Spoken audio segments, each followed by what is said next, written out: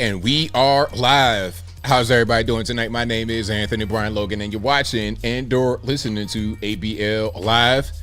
Thank y'all for joining me tonight. You could be almost anywhere in the world, but you're right here with me live on the show, and I appreciate y'all for that. We got a whole lot going on all over the internets, all over mainstream media, social media, everywhere, and I don't know where to start. First of all, the crazy California vault heist. 30 million U.S. American cold hard cash dollars stolen from a cash vault, undetected, and don't nobody know nothing about nothing. We'll talk about that a little bit more a little bit later. Also, Seattle, Washington, as if it wasn't woke enough, has gone even woker, this time in the public school system by enforcing DEI on the students. Are you an overachiever? Are you successful? Are you intelligent? Do you need specialized education because you're intelligent? Well, that is racist because there's too many whites and Asians who get that kind of treatment. So off to the regular schools with the regular normies who are much slower than you are. Off to those schools you go. We'll talk about that a little bit more a little bit later. Also, Puff Daddy, Diddy, Sean Combs, and an alleged sex slave in the video from 2018 has resurfaced. This guy was not only an alleged sex slave, but a shooter. He shot up the Trump Doral Hotel in Miami in 2018. We'll talk about that a little bit more. Also, we have migrants carrying tuberculosis and measles and everything else. We'll talk about that and everything else and a whole lot more on tonight's episode of ABL Live. And I thank y'all again for being here. You guys are the best audience anywhere on these internets. If you like what you're hearing thus far, please give the video a thumbs up, like the video, share the video, do all that good stuff that'll help me out tremendously. If you're listening to me on your favorite audio streaming platform, whether that be Google Play, Apple iTunes, Spotify, etc., please give the video a 5-star rating, a review, whatever you can do. I most certainly appreciate you for that. And if you didn't know, this is an audio podcast as well, not just video. It'll be available at 8 a.m. Eastern time the very next day after the show's done. So, for example, today's show, Saturday, it'll be available Sunday morning, 8 a.m. Eastern Standard Time. Same thing with the Wednesday. It'll be available Thursday morning, 8 a.m. So, y'all check me out over there. I'd appreciate y'all for that. We got a whole lot going on. There's a whole lot happening. There's a whole lot happening, and we're going to get into it. I got quite a few videos for you guys. I got some updates. I'm going to do a video tomorrow. You guys may have seen the news about Candace Owens and Ben Shapiro and the Daily Wire drama getting a little bit more intense. Ben has challenged Candace to a debate, and that's going to be must-see TV when and if they actually do that. I'll get to that probably tomorrow or a little bit later on. So we got a whole lot to cover right here. Shout out to you guys. The eclipse, I've never been a fan of watching the eclipse. I mean, I don't really see the, you know what I mean? It doesn't really fascinate me. People want to like look at it. I was like, okay, that's great. Maybe I'll watch it on my TV. Like if it's like right over my house or something, okay, that's different. But if I got to go through hoops and a bunch of rigmarole to watch it, I'm good. Like it ain't really that serious. But yeah, shout out to you guys watching the eclipse. You know, hopefully you put some protective goggles on. If you're wearing just regular sunshades, that might not really do the trick.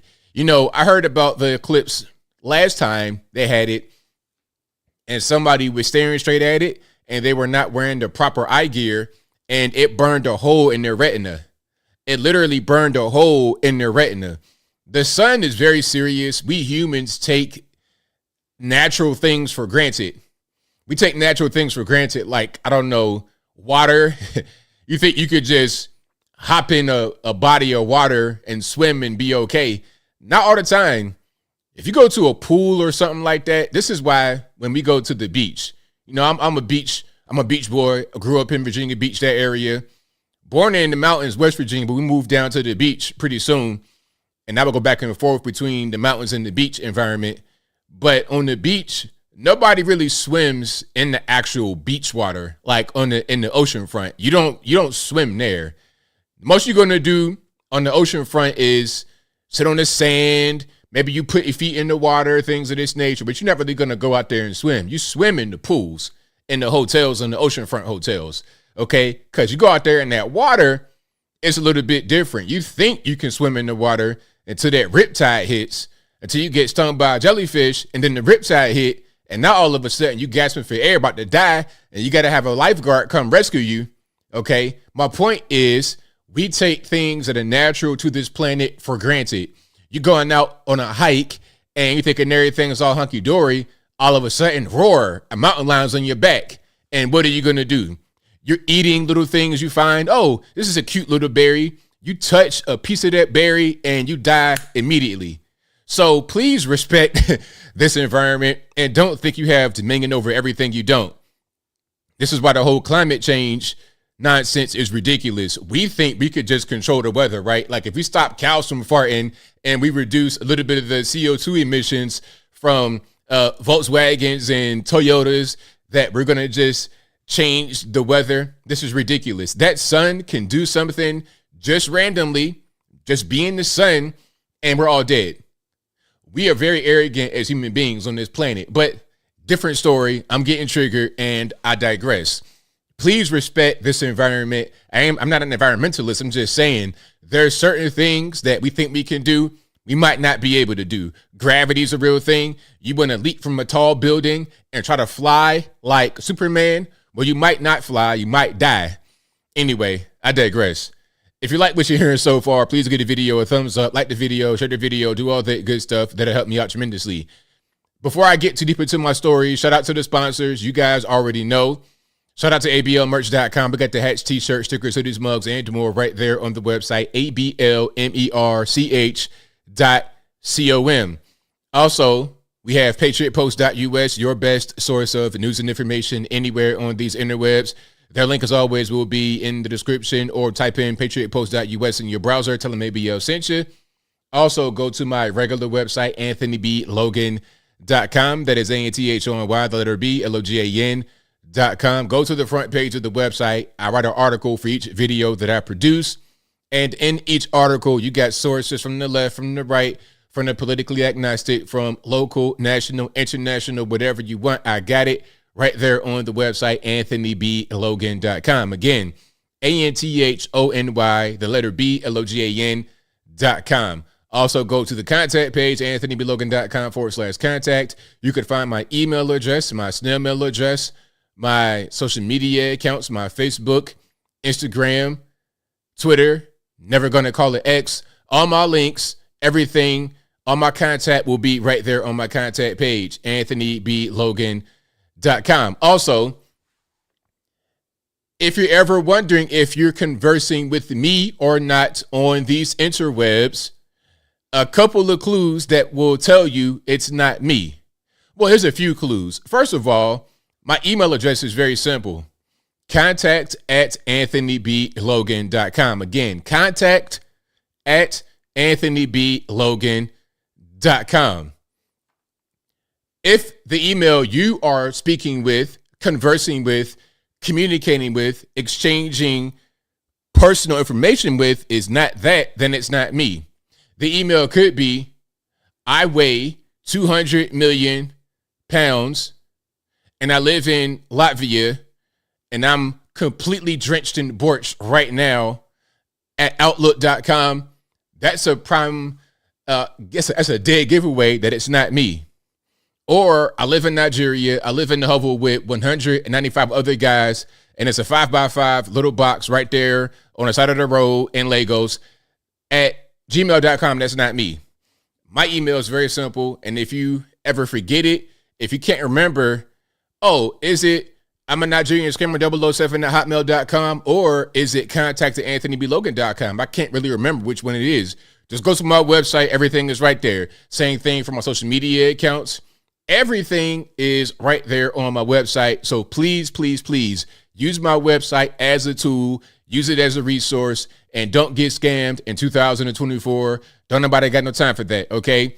We need all of our monies. They want to keep raising taxes, raising minimum wages, having the southern border be wide open. So you get a bunch of undocumented illegal aliens coming in working for no money, a bag of chips, and a Corona. Y'all know how it is. You go to a job site on a construction site what you going to see on the construction site, aside from the people who all speak one language, it's not English. Aside from that, what you're going to see? You're going to see bottles like this that are not filled with water, it's filled with something else. And then you're going to see in certain places, I think I might have saw it. I didn't see it at my house.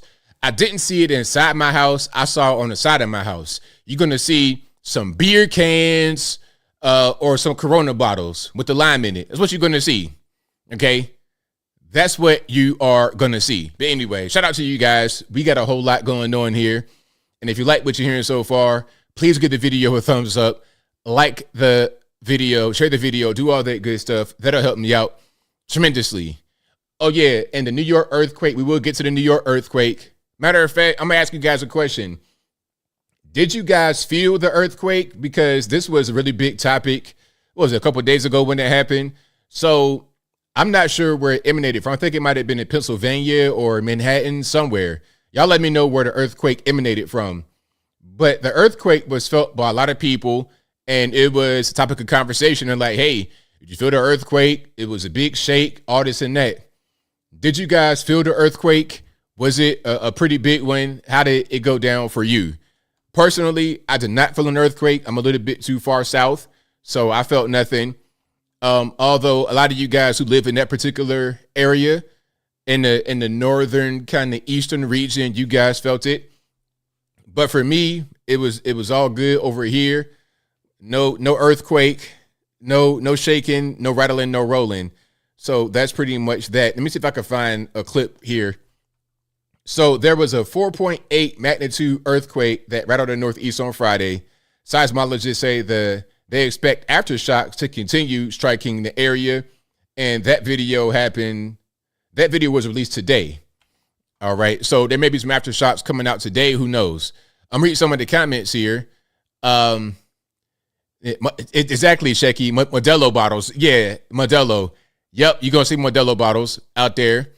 And let me see. Ashton says, felt it all the way in California. Really? In California? I don't know about that. Come on, man. Says it was in Tewksbury, New Jersey.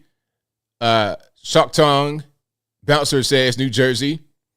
Tony Danza says, I'm in New York. Didn't feel anything. Are you in New York City or are you in the state? Brian says I did in Pennsylvania. Michael says New Jersey. Lex says it happened in northern New Jersey near my hometown. All right. Michael, it's hilarious. Michael says, when mother-in-law fell, hold on, do I have the sound effect? I might have the appropriate sound effect for you. So when your mother-in-law fell, it did this. Is that what happened when your mother-in-law fell? That's crazy. But anyway, shout out to your mother-in-law. Hopefully she made it. She recovered. And the drum sound was just the drum sound and nothing more. No bones broken or nothing like that. Chris Christie sat down that day. Yeah, that might have happened. Him and Lizzo might have had a dance off. That could have been going on. Okay, come on, man. Says my family felt it in Philadelphia suburbs. So yeah, pretty interesting. Mr. Universe says I felt it in DC. Okay, wow, that's a pretty big radius right there. So Jersey, New York, Pennsylvania, Maryland, Southern Maryland, like almost Virginia. Betty Boot says, in New Jersey, my son's light fell. Sir Vic says, I felt it in upstate New York. House vibrated for 20 seconds. Kelly K says, we thought we felt it in Chicago, but it was just Lizzo filming another TikTok. There we go. Okie dokie. That's what's going on here. Mo Kelly says, Queens, New York City, on the river, felt it, and the skyscraper. You know, I would be terrified to be in like a high rise and I'm feeling like an earthquake because I think that's going to tip over. It's probably not a rational fear because these buildings are designed to not do that. But it's a fear, especially since you got so much shoddy construction happening lately. A lot of shoddy construction, just like what happened in Atlanta. What was that, about a year or two ago, a Pipe-mageddon? During the wintertime, a bunch of newly constructed places had pipes that burst because of the cold. And I say newly constructed because it was not happening in the older homes, in the older buildings. And the reason why is because the newer places, it cut corners. I mean, it looks really shiny and nice and pretty and new, but once you actually get in there and you live for a while, it's shoddy at best. Tofu construction at best. It's not all of that. It looks pretty on the outside, but when you're talking about actual use of the structure and the structure's stability, it's slipshod. It's real slipshod. The older places were built with a little bit more oomph, and it didn't really cut as many corners. So they had things like, I don't know, insulated pipes that did not have the pipes freezing when they got below 30 degrees. It was a mess. Robbie Mills says, will I get into Fresh and Fit tonight? I may, but that's kind of an Uncle ABL topic. And shout out to you guys who are subscribed to Uncle ABL. I really, really appreciate you. I have a lot more topics for Uncle ABL. I covered the whole thing with Fresh and Fit. I'll speak about that briefly right now, just to promote Uncle ABL, and then I get right back on track. So, Fresh and Fit, this is a male-centered podcast, I guess you would say. They're very popular. You get a lot of views. I think they got demonetized from YouTube. Now they're mostly on Rumble, if I'm not mistaken. These guys are very popular, and I have nothing against them. It's not my cup of tea. I don't watch their show, really, but I have nothing against them. So in my video, I wanted to make it clear that I didn't want to hate on these guys. I was just commenting. So one of the guys, the main guy, you got Fresh and Fit. Fresh is a guy named Walter Weeks, and Fit is a guy named something Arabic I can't pronounce. Anyway, so Walter winds up getting this Chinese young lady pregnant, and then he's trying to buck on her, talking about, oh, well, I don't want any kids, and you got to go to the doctor and take a pill and get rid of it. And my whole thing was like, my man, you cannot do that. Whatever you do, you got to take responsibility for. Okay, that's just it. So if you out here slanging it with nothing on it, okay, you just out here just, hey, whatever comes as a result, you got to get into it. So that was my whole thing about that. But if you're interested in that type of stuff, I'll put it on Uncle ABL. Again, that channel is doing very well. I'm getting a lot of positive feedback, so I'll put out a lot more content on there and be more consistent with it. I got a lot of topics already. I got a backlog of topics for that channel. I did one about catfishing. That was a crazy story about the catfishing. Somebody catfished a girl using my pictures. I lied to you not. Lied to you not. And the girl told me that she thought it was me that was coming to see her at this bar or something, but it wound up being an older guy. It was crazy. It was a crazy story. And if I was to bring her on, she'd tell you, but that's for Uncle ABL. That's a whole different story, and I digress. Geo Smucker says the Chinese lady is lying. Look, if she's lying, then why did he say that he regrets doing what she accused him of doing? He says that he did it. Now, the only question is that his baby? It doesn't matter, because at the end of the day, you got to eliminate all doubt. You can't think, oh, that could be my baby. Why would it be your baby? What did you do that'd make her think that's your baby? And if you admit to doing what she says you did, no protection, you just in there having a good old time, that's your fault, regardless of what. It don't matter. Nothing matters other than what you did. You would never hear nothing about ABL doing nothing like that. Ever, ever, ever. But anyway, and if I did do it, I wouldn't be talking about, oh, I don't want no kids and I'm a victim. Never. If I did something like that, it's my fault. Whatever you do in this world, here's the Uncle ABL moment. Whatever you do in this world, it's your fault. You did it. I ain't talking about you had a gun to your head. No, I'm talking about, hey, you made a rational, conscious decision, free from coercion, free from force, free from a gun literally to your forehead, to your temple, and making you do it. If you did it and you had a choice to do it or not do it, whatever comes as a result, that's on you. It's simple as that. But I digress. What's going on, Maurice Delk? I see you, boss. What's going on? But anyway, we got a lot to get to here. The earthquake. So here's a news story about that. They're talking about there could be aftershocks. All right, let's get some sound, shall we? Shocks were felt in parts of New Jersey and New York. The tremors followed an earthquake that hit the Northeast Friday, rattling nerves but not doing much damage. CBS's Michael George joins us for more. Michael? Major, good evening. Today, people in New Jersey and beyond felt an aftershock centered in Gladstone. That's about 40 miles from here. And seismologists say those aftershocks could happen for days following that magnitude 4.8 earthquake that shook up the region. One of the largest earthquakes to ever hit the Northeast. More than 40 million people rattled by Friday's earthquake centered in Reddington, New Jersey. It sounded like 10 freight trains going at the same time. It was felt from the Statue of Liberty in New York Harbor as far away as Washington, D.C. and Maine. Now, I'm going to pause right here. People were saying that the earthquake was caused by climate change. It's like, really? Earthquakes are caused by climate change? What does climate change got to do with seismic activity? What does climate change and seismic activity got to do with each other? Nothing. And Maine. A handful of homes were damaged in Newark, but there were no injuries or deaths and no major damage to bridges, tunnels, or buildings. But there are growing questions about the speed of New York City's response.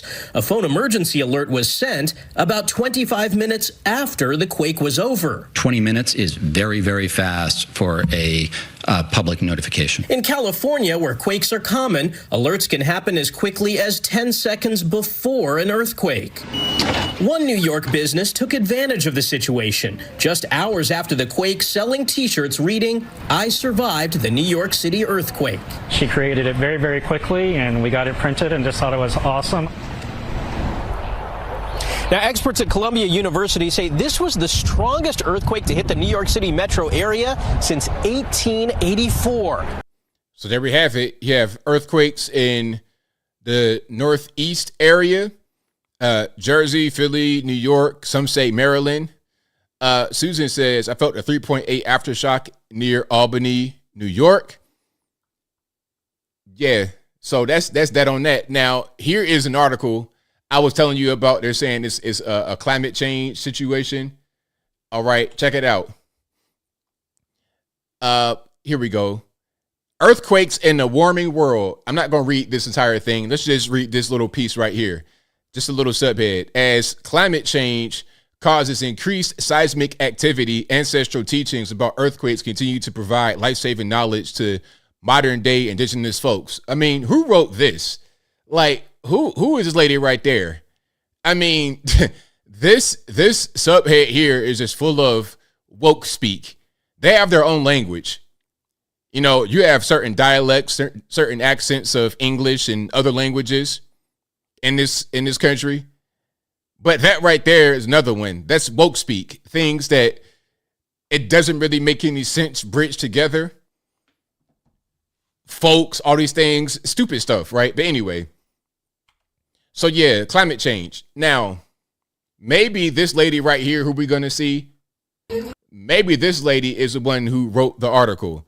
And, you know, after the earthquake in Pennsylvania, maybe she wrote the article and equated climate change, warming environments to earthquakes. And by the way, before we get to the lady who may have wrote the article, potentially, allegedly, in my mind, not really. So it's a warming world now. At first, back in the 70s, they said it was global cooling. Then it became global warming. Then it became about the ozone layer and things like this. If you spray in, remember this was the dumbest piece of propaganda. If you're using spray cans too much, that's going to put a hole in the ozone layer. This was obviously, in my opinion, an anti-graffiti campaign. Hey, you guys got to stop tagging up these buildings and vandalizing, because if you don't, it's going to cause a hole in the ozone layer. I remember that very well when I was a kid in the 90s. Yes, I do. And you had guys like, Al Gore. Al Gore was and has always been the patron saint of climate change. But anyway, this woman right here, maybe she wrote the article that we just looked at. Oh, yeah, everybody. Pennsylvania. Yeah. Crosstown traffic. you have to get out and register to vote. And you have to vote for Biden-Harris. Because that other guy, the orange man, like this, he is going to take away your Social Security, and a lot of you are. No, he's a bad dude. I need no, he's not. That's right. Don't take and he's going to take away your health care, because kids right now, until they're 26, can be on their parents' health care, and the orange man wants to stop that. That box wine, listen, the box wine is going crazy. Okay, what's that box wine brand with the feet on it? Y'all know what I'm talking about. The box wine is going crazy in Miss Susan Ann's house right now. It's going off the chain. Woo! Oh no! That might not Oh no! Okay, everybody, Pennsylvania in the house. Hey, vote for Biden. Vote for Harris.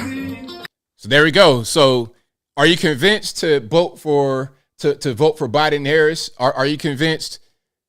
Did this really just, steer you in the proper direction? I mean, listen, I think I'm gonna need a little bit more. I need a little bit more that's geared more toward the community, toward the black community. I'm a black person, and I want something that's going to be more for me. Okay. And if you guys can't provide something for me and my community, I'm not really feeling it. And you know what? Hold on. I'm saying that right now, and I think I found something. I think I found something that will help me to vote for Biden Harris in 2024. You ready? Check it out. All right, here we go.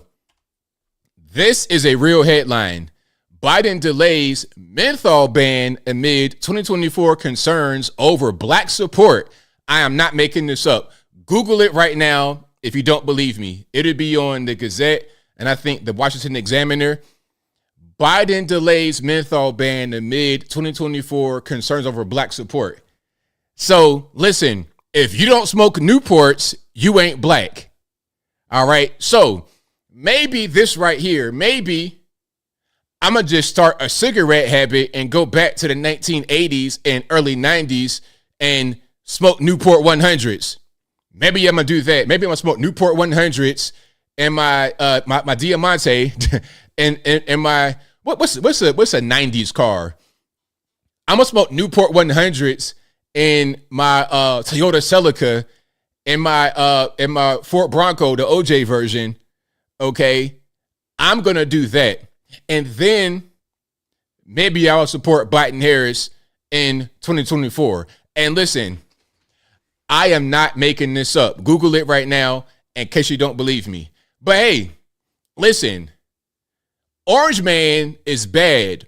Orange Man is racist. Orange Man hates black folks, although the Orange Man was basically a black person for all of his life up until 2002 and 2015 when he became Republican, and then he became the racist white man. Donald Trump was basically part of the black community. He was an honorary black person. Yes, he was. Yes, he was. But then people just flipped on him because he became Republican and became the president. That's all. But this stuff right here, listen, if you don't vote for me, you ain't black. If you don't smoke Newports and you're Acura Integra 2-time entendre, if you don't smoke Newport 100s with no filter and your Acura Integra, that means you ain't black. And your Honda Civic and your Saturn, yeah, something like that. Your Ford Fiesta, the Chrysler LeBaron, yeah, a Chrysler. A Lincoln Town Car. Hey, my granddad had two town cars. He had an old one. He had a big red one. He called it Big Red. That was his town car, a classic one. And then he had a newer one. The newer one he had, this might have been like a late 90s, early 2000s town car. It was beautiful. Beautiful. It's still, it was kind of newer, but it had the cigarette, the ashtrays still on the armrest. It was amazing. It was green, almost like this green right here on the Newport box. And it had white leather interior. Oh, just the peak of granddad car was that Lincoln Town car. It was amazing. Yeah, Mo Kelly says Oldsmobile Cutlass Supreme. Yeah, absolutely. Yep. Hey, that old town car he had, it was a boat. It was a whole land boat. It was humongous. That thing was real big. And even the newer one he had was big too. They're both big. The man had truck size sedans in his driveway. It was crazy. But anyway, so yeah, vote Biden, Harris, or you ain't black. Smoke a Newport 100 with no filter, or you ain't black. But if you like what you're hearing so far, please give the video a thumbs up, like the video, share the video, do all that good stuff. That'll help me out tremendously. Oh, and I got one more video that might help you guys reconsider your vote. If you guys are going to vote Trump and you don't like Biden too much, here's one more video to help you reconsider. Are you ready? This might do it for you. It's not a minute, man. Feel it, man. Understand. But he will be there in a minute. Checking the clock. Time for a change. America starts to strike the highest height. We're on the rise. It's Biden. Time to rise. We're rising. So when I say Joe, you say Biden. Joe. Biden. Joe. Biden. When I say Joe, you say Biden. Joe. Biden. Joe. Biden. Joe Biden. He's a man. Oh no.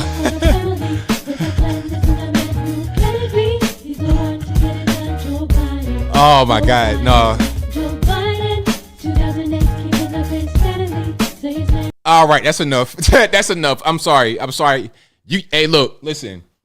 I saw a little bit of that and I cringed. So I was like, look, y'all know how I do. If I cringe, then you got to cringe too, man. It's the rule. So yeah, vote Joe Biden. Hey, the spin move was crazy. Hold on, the spin move. Can we get a replay of the spin move or nah? Joe Biden. The spin move was out of this world. But yeah, but listen. Are you convinced to vote for Joe Biden? You heard the songs and you saw the dance moves. Are you convinced?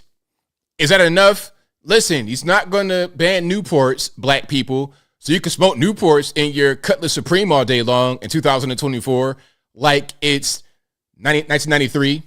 It's fine. You can do that. And because you're black, you got to vote for Joe Biden anyway. And if you don't, you're not going to be black. So you ain't trying to have your black card get revoked. And also, listen, we got this white lady doing a nice song and dance routine to some upbeat, positive rap music. What more do you need? And the lady at the beginning, she was talking about, hey, we got to do it because we can't vote for Orange Man. I think I've made my case. All right. I think I've made my case. And she is not black. She is white. And that's fine. Her name is Angela Bell Camino. And she's very well known on Twitter for doing stuff like that, for being basically a Biden influencer. So, yeah, that's kind of what that is. But anyway, let's keep on going. So we wouldn't file. Now, let's talk about this person has something to say about Trump's tax changes. Let's see what they say. I've not seen this one. I want to watch it and react live. So we wouldn't file taxes today. We made less money in 2023 than we did 2022. And we had to pay taxes this year. Thank you, Donald Trump. Thank you for that. Is that Trump's fault? I'm not sure that's how that works because I thought it was Joe Biden in office. And sorry for the cussing right here at the very top. It's not my fault. You got to blame this lady right here. But I thought that Joe Biden was in office. I mean, how long are we going to keep blaming Donald Trump for the things that Joe Biden is doing? It's been years. Like, time flies.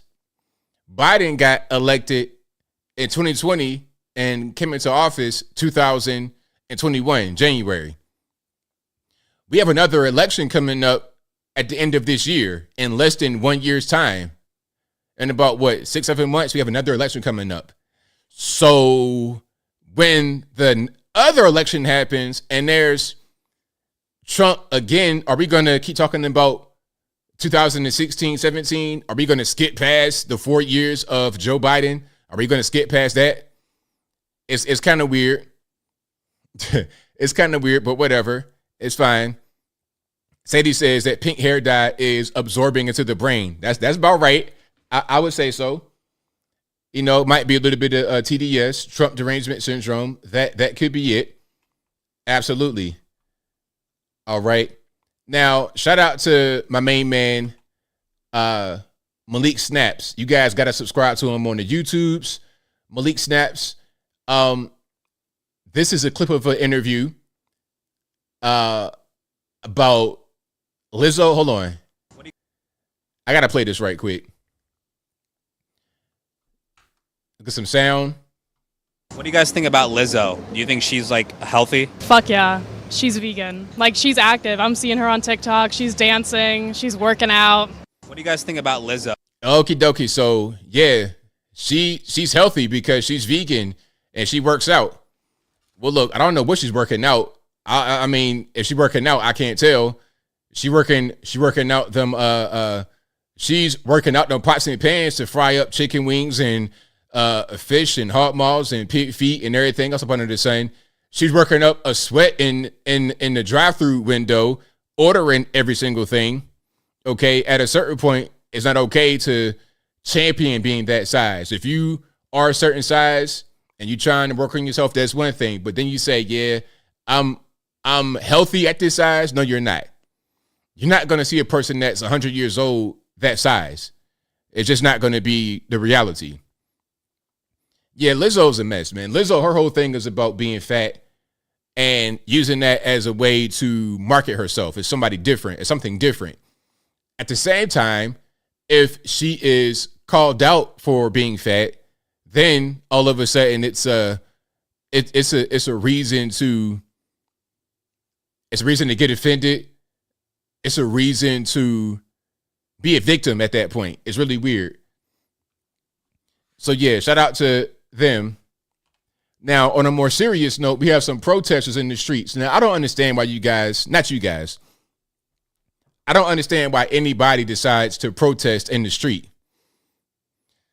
Because, listen, I might not see you. At night especially, I might not see you. And if you happen to get hit by a car, I'm not saying it's my car. I'm not saying it's my F-150. I'm not going to say that. I'm just saying, if you get hit by a car because I didn't see you in the street so-called protesting, is that my fault? You were in the place you shouldn't be. You should have been over there doing your protest. They got sidewalks and grass and parks and fields and things like that for protests, not a freeway, a highway, byway, side street, main street. That's not where you do your protesting.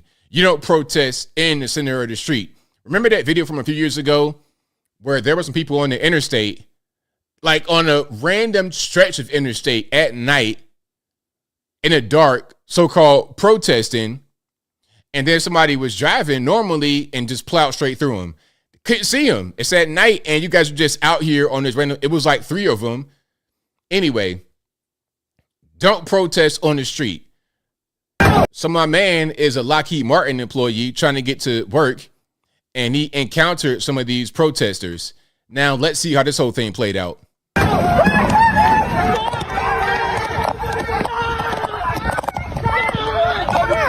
You want to go to prison. Get out of the way. You want to go to prison. Somebody's going to die. You want to tell you right now. So my man, in case you understand what's going on, here's a Lockheed Martin employee. He's trying to go to work, and the protesters are in the streets blocking his way. And he gets out of the car. Hey, somebody gonna die. Here's my knife. Ching. Somebody's gonna die. You want to get out of my way. Get out. Bro, you're on video. You're on video. You're on video right now. If you want to go to prison, think about it. If you want to go to prison, you fucking get out of the way. I gotta get to my job. Think about your future. You a felony? Think about your future. I gotta get to my job. You get out of the fucking way. Think about your future, bro. Hey, careful, careful. Get out. Are you gonna hurt people? Don't you dare. Are you gonna hurt people? Be ready. Be ready. Are you gonna hurt people? We have eyes on you, sir. We have eyes on you, sir. Now, look, you might not like defense contractors or whatever, but okay, that's fine. But don't get in the way or be going to work. Don't get in the road. Stay out the, you can protest whatever I do over there. You have the right to protest. You have the right to not like what I do, to not like my job at Lockheed Martin. That's totally fine. But get out the way. Don't do this. We have eyes on you. Stop. We have eyes on you. We have eyes on you. So look, why are you trying to run down the car? I don't really understand. I think there might have been some kind of little blockade up here. Listen, man, pedal to the metal. I don't got time for that. It needs to be laws against doing stuff like that, against blocking a road of travel. It just, you shouldn't be able, just like there's laws against trafficking across state lines, things of this nature, or, you know, when you're on a school zone or on a road, there should be things like that. You can't protest in certain places. Yeah, get out the way. Gamergate DOA says zombie car, right on, exactly. Shout out to you, Gamergate. Anyway, shout out to Clown World for posting this one. New York City Mayor Eric Adams back at it again. Now, I'm going to post something that he said recently, and I want you guys to let me know if you agree or disagree. All right? Let's get some sound and video, and let's let it rock. Can we please stop saying? Okay. Some more sound might be better. Shout out to people who don't master their sound. Can we please stop saying we're up in crime in our subway system? We are not. We're down in crime in the subway system. I saw somebody, I've seen so many videos. I think I saw somebody get deleted on the actual track. A woman got pushed on the track by some crazy dude that shouldn't be on the street, and both of her feet got amputated. I don't know that crime is down. I saw a shooting on the subway system recently. I'm not sure if crime is down, then crime must have been real bad.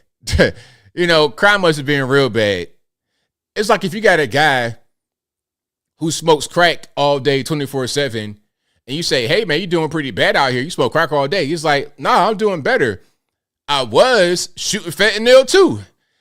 It's like, well, you're still doing bad, though. Don't act like just because there's no more fentanyl going on that the crack ain't happening. But I digress.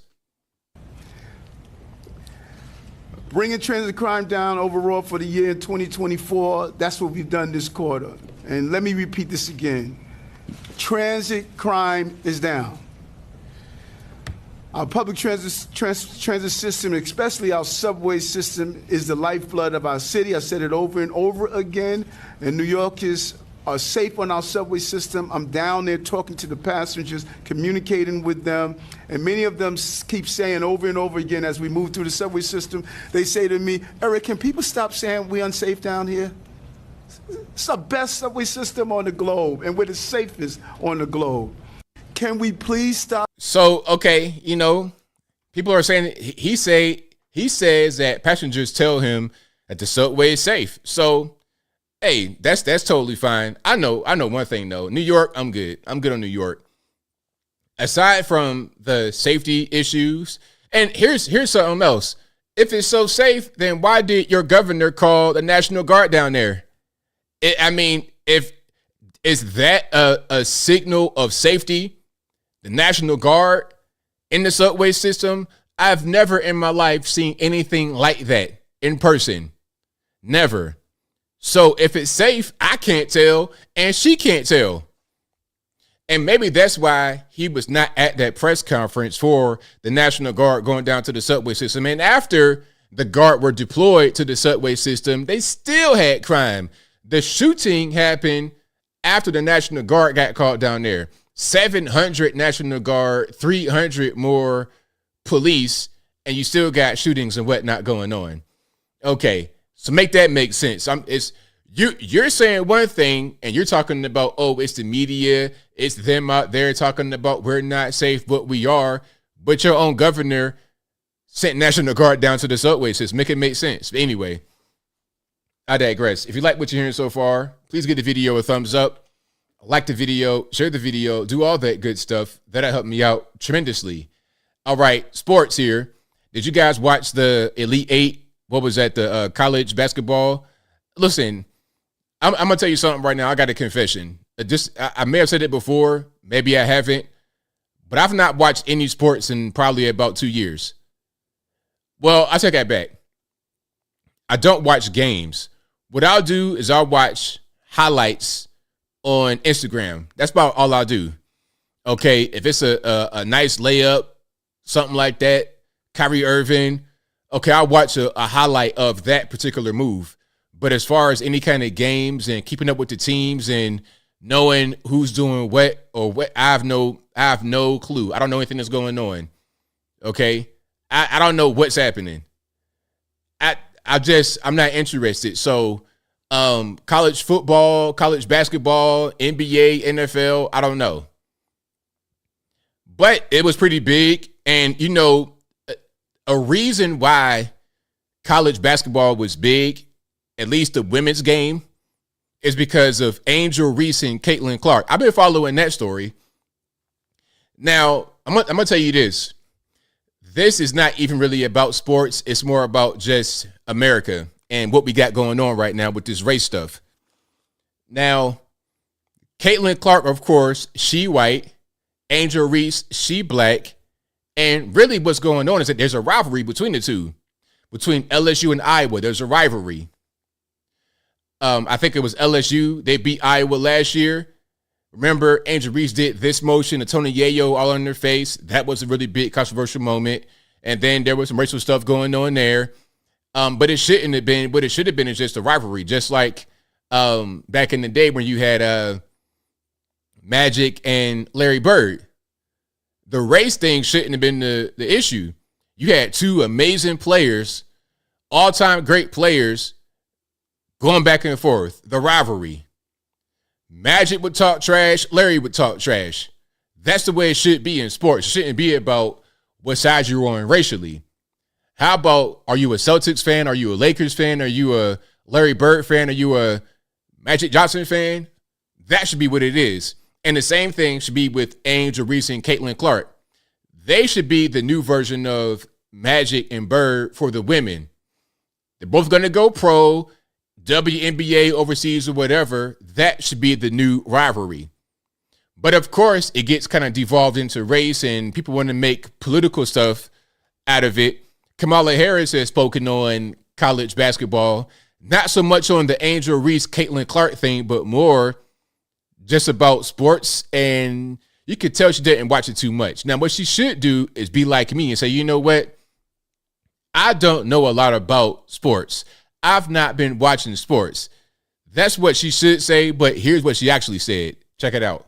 Do you know, okay, a bit of a history lesson. Do you know that the women's teams were not allowed to have brackets until 2022?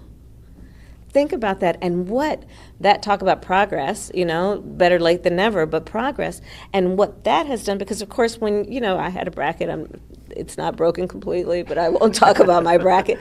But you know what, just how we love March Madness, and even just now allowing the women to have brackets and what that does to encourage people to talk more about the women's teams, to watch them. Now they're being covered, and this is the reality. People used to say, oh, women's sports, who's interested? Well, if you can't see it, you won't be. But when you see it, you realize, oh, do you know? So one more time. You guys know what brackets are, right? Brackets, of course, when you're talking about sports and the playoffs, you start with a bracket full of all the teams. Let's say, 64 teams, I think, in men's college ball, or, whatever it is, a number of teams. And these are all the teams that are going to be in the tournament. And then you predict who's going to win each game all the way down to the last game, who'll win the big game. That's your bracket. And the accuracy of your bracket can maybe win you some money. You might have a bet on it. Maybe it's an office thing. Everybody does their bracket, and whoever does the best, whoever has the most accurate bracket wins. Maybe you guys chip in for a prize. Y'all know how it goes. She says that the women were not allowed to have brackets in their games until 2022. Watch it one more time. Just a piece right here. Do you know, okay, a bit of a history lesson. Do you know that the women's teams were not allowed to have brackets until 2022? Kamal, I feel like at a certain point, I feel like she's trolling us. The same way I feel like, what's your friend's name? From MS13 DNC with the Trump wigs. I know what I'm talking about. Joyanne Reed. I feel like Joyanne Reed trolls us with the Trump wigs. And I think Kamala Harris trolls us with her knowledge of everything, of anything. She'll give you word salad, straight up wrong information, just BS.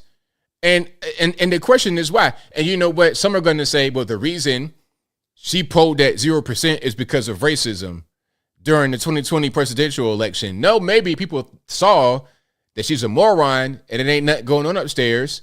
So why would you want to vote for a person like that? Why? I mean, completely ridiculous. Like I said, if you don't know about sports, just say that. Or don't speak at all. Do not speak at all. Okay, so that's that. That's that on that. Oh, here's something else. Now, speaking about the women's game, we all know what's happening with the LGBTQ, LMNOP, X, Y, and Z. You have men that want to play in the women's game. And this is all over the place, talking about basketball, swimming with Leah Thomas, this big 6'5" Michael Phelps looking dude, swimming against women with his full twig and berries, the full package, talking about some, I'm a woman and I identify that way. And if you don't think so, you're a bigot. I'm going to sue. Dumb stuff. Now, here is Dawn Staley. Dawn Staley is a bulldagger. Keeping it all the way real. She's a bulldagger.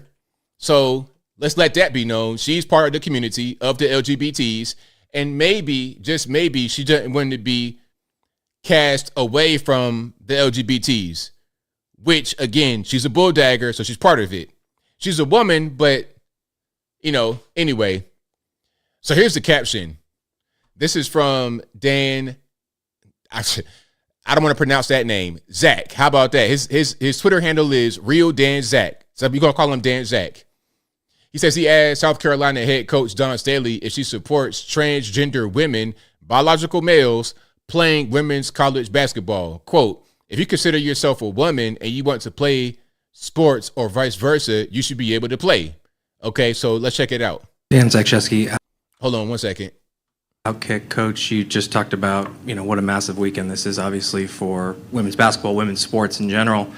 One of the major issues facing women's sports right now is the discussion topic about the inclusion of transgender athletes, biological males in women's sports. I was wondering if you would tell me your position on that issue. I'll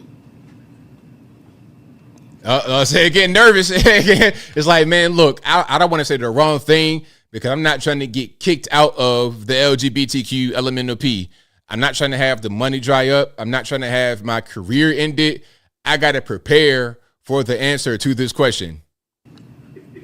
Damn, you got deep on me, didn't you?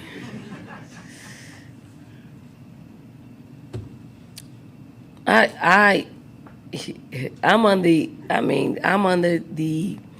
Man, look, it shouldn't be that hard to answer the question. They got her stuttering, stammering, drinking, water, all that, just to answer a simple question. Opinion of.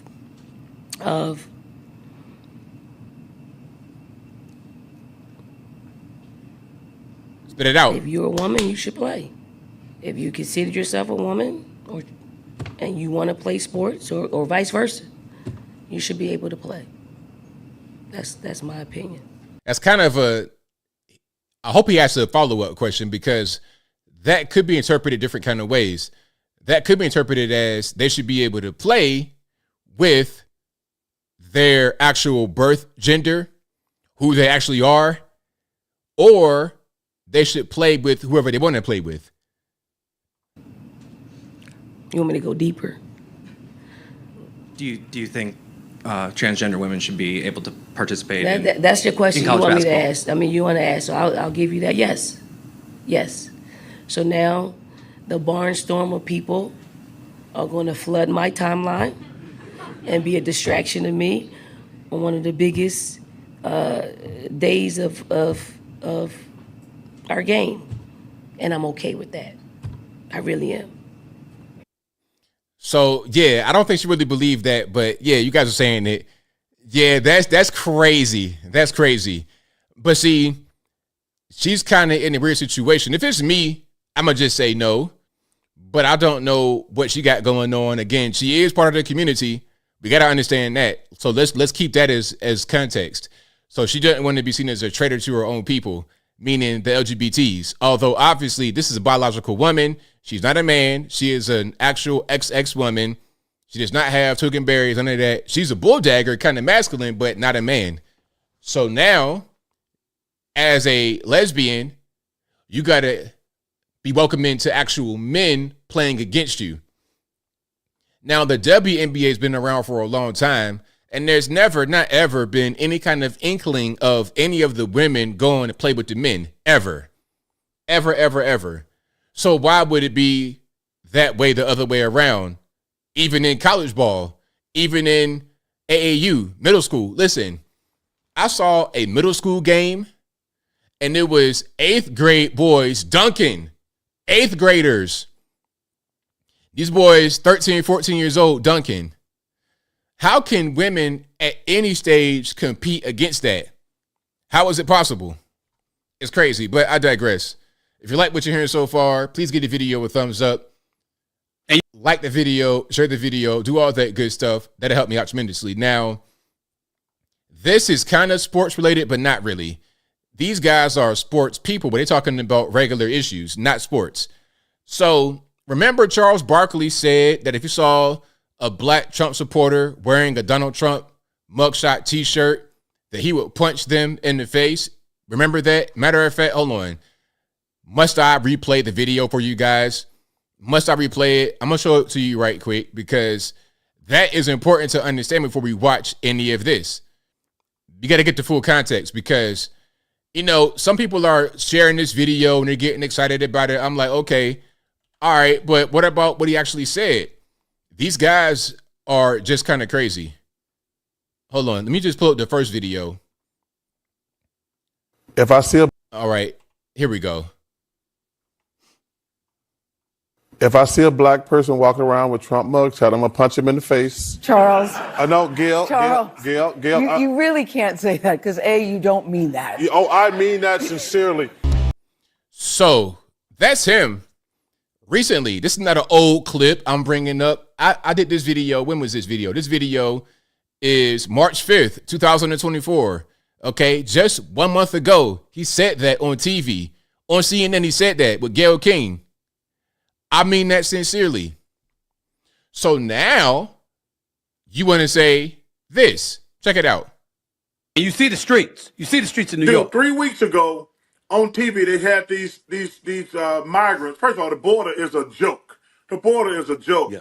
But they had these migrants, they call them, had just bust up in New York.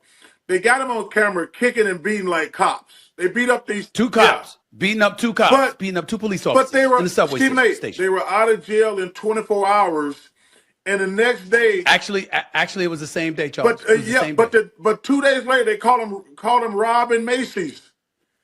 I like. Wow. First of all, they beat up cops. How are you out of jail in 24 hours? And then clearly, 2 days later, they're robbing Macy's. Anybody, whether you're a Democrat, Republican, a dog, a cat, or a puppy, you know that's wrong, period. So look, all these conservative talking points, the same exact things that so-called black Trump supporters you want to punch in the face, it's the same things we say that you're saying. So why do you want to punch us in the face? Because of a t-shirt? Is that all? Or is it because of the ideology? I think both of these guys say they don't like Trump. For what reason, I don't know. But the same things you're saying are what we say. So what's the disconnect? What is the actual issue that you have here that prevents you from just joining us? What is the problem? But it's woke culture. But with woke culture and everything else that's been going on, you've got folks on the left that have endorsed a more lenient legal system, and obviously folks on the right going crazy about it and calling for law and order. Who do you side with considering our iniquitous history, what's going on today, and who the candidates are in terms of Biden and Trump in all likelihood running for office? What do you do, Charles? Who do you vote for? Now, you know he will not answer the question. But why? It's a clear choice. You know, look, the guy in office right now is allowing these things to happen. The guy we have in office now is allowing the border, allowing the migrants, allowing all this ridiculous nonsense, the taxes you got to pay more for, Charles Barkley. He's allowing all this to happen. So the choice should be pretty simple between Trump and Biden. You got two choices. You have more than two choices, but you have two choices realistically. Trump or Biden, who are you going to vote for? Check them out. First of all, we need law and order, Stephen A. If we're gonna, I agree. If we're gonna, I'm with you. Not even answering the question. Media training. Not even answering the question. Scoot right past the question. Oh, we need law and order, Stephen A. Dude, we need law and order. Hey, trying to fix inequalities has nothing to do with letting people go in stores and rob people. That has nothing to do. That has nothing to do with diversity or handling inequalities. Letting random people just run in all these stores stealing stuff. And, because innocent people, they should always be protected. But we need law and order. Yeah. Do we need to address diversity and inequalities? 100%. Are you going to get to the question that he asked, or is he going to ask it again to get you the answer? But to go out here and says, oh, like this, that's my personal favorite. Unless you steal $1,000, we're not going to press charges. Well, Stephen A., I want that same damn deal. I want to be able. How about the $53 million in prepaid credit cards for migrants? That's ridiculous. That's ridiculous. I mean, come on, man. And Black folks been in the streets, Latinos been in the streets, homeless. Minorities have been in the streets, homeless, starving for years. We ain't never got anything like that. I grew up on welfare. What they talking about? I'm like, we ain't never had nothing like that. They didn't they just wait. We're gonna find $53 million. I'm like, damn, we can. So how long have we been going ever since the question was asked? Who are you going to vote for? He just didn't answer it. Let's see if at the end of this 3-minute clip, he's going to actually answer the question. Do you think he will? I doubt it. Do a lot with $53 million. I mean, but man, that's why I say this whole thing is broken, and we need some adults to come and say, hey, listen, I understand some things, but yeah, we're not going to let everybody run wild and do what the hell they want to do. I mean, because that's just not right. I mean, it's just not right and it's just not fair. Didn't answer the question. Refused to answer the question. Who are you going to vote for? It was a clear question. He just totally ignored it. And that's the problem right there. You see a lot of people in the community, they'll say all these conservative talking points. Yeah, the migrants and the crime and the violence. We hate that stuff. We want to have law and order. Who are you going to vote for? Exactly. Stupid. I'm not trying to hear nothing. I don't want to hear Stephen A. or Charles Barkley or anybody talk all that good stuff and then turn around and say, I'm not going to vote for Trump or I'm not going to vote Republican. Or the biggest one, I'll vote third party. The stupidest thing in the world. Like, you could vote for whoever you want to vote for. You could vote for whoever you want to vote for. That's fine. If you want to vote Joe Biden, that's fine. If you want to vote a third party, if you want to vote for yourself, do whatever you want. That's your right. But I'm not trying to hear about all these problems that we did not have under Trump and you refuse to vote for him. I don't get it. Problems that one side of the aisle is against and the other side is for, and you refuse to vote for the other side of the aisle. It's the craziest thing in the world, but whatever. I be getting kind of frustrated. But anyway, if you like what you're hearing so far, please give the video a thumbs up, like the video, share the video, do all that good stuff. That'll help me out tremendously. Okay, so we have a rapper, Cardi B, and the reason why I'm showing her is not for anything other than to talk about food that we have in the U.S. versus overseas. Now, Cardi B did an ad for, I think, McDonald's. Hold on. One of these fast food places. Yeah, matter of fact, hold on. So we're going to show this, and then we're going to show what she said. Here's more hypocrisy from celebrities. They'll do one thing and then say something else. So do you really believe them? I don't really know. So watch this. Here's a commercial. This was uploaded in 23, but I don't know when it came out. Dream day with Offset starts like Cardi, baby, get in. I surprise you with a place all to ourselves. Thank you, baby. You look gorgeous tonight, baby. We share our favorite McDonald's order. And we start with a cheers. Let's eat. So here we are, Miss Cardi B and her husband Offset, who's also a rapper, enjoying a nice, big, crazy size sugar water called Coke or Pepsi or whatever at McDonald's. Okay, this is a McDonald's commercial. Now, let's go to today or recently where she's talking about how American food is death. Check it out. I really feel like this country keeps you sick on purpose. I just went to Colombia and I ate a KFC, the McDonald's and everything. And it was so fresh. It felt like they just cut the chicken in the back. It was so good that when I came back to America, like I craved it. It was terrible. It tastes like plastic. And then it made me, take a big It's like, oh, I forgot why I haven't ate KFC in a long time. Like it makes me but it didn't make me in Colombia. It got me sick. And it's just like, yo, this country is keeping us sick. I really feel The irony here is that some of the same music is used in this one about how bad the food is that was used in the commercial where she was endorsing McDonald's. Okay. And that wasn't a McDonald's commercial for Colombia. This was in English in USA. And she is, I think, Dominican. She could speak Spanish fluently. So why didn't you do a Dominican McDonald's commercial or a Spanish language for that country? You did it for the USA. Funny how that works. Tastes like plastic, tastes like garbage, but you making money on it. It's just kind of like Ben Shapiro. Ben Shapiro, like Daily Wire. I'm kind of done with Daily Wire. I'm done. I'm through with Daily Wire. The Candace Owens thing was last straw. Ben Shapiro will say how much rap music sucks, and he can say that. That's fine. If he thinks that rap sucks, that's totally fine. I'm not necessarily even mad at him. But my thing is, don't say rap sucks and then make a rap song with a very well-known rapper, Tom McDonald, and then tell everybody, go download my rap song, make it #1. And I'm sure Ben Shapiro, being the lawyer, is not going to do the rap song for free.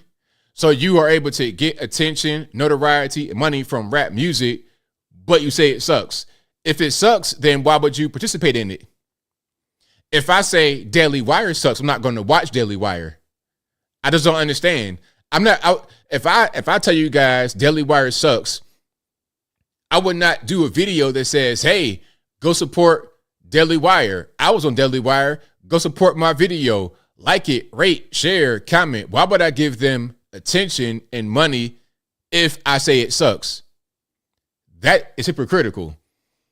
But also, I'm going to do a video tomorrow about this. So now there's some back and forth between him and Candace Owens, and there might be a debate. I'm ready for the debate. And the funny part is that he's trying to get Candace to do the debate on Daily Wire.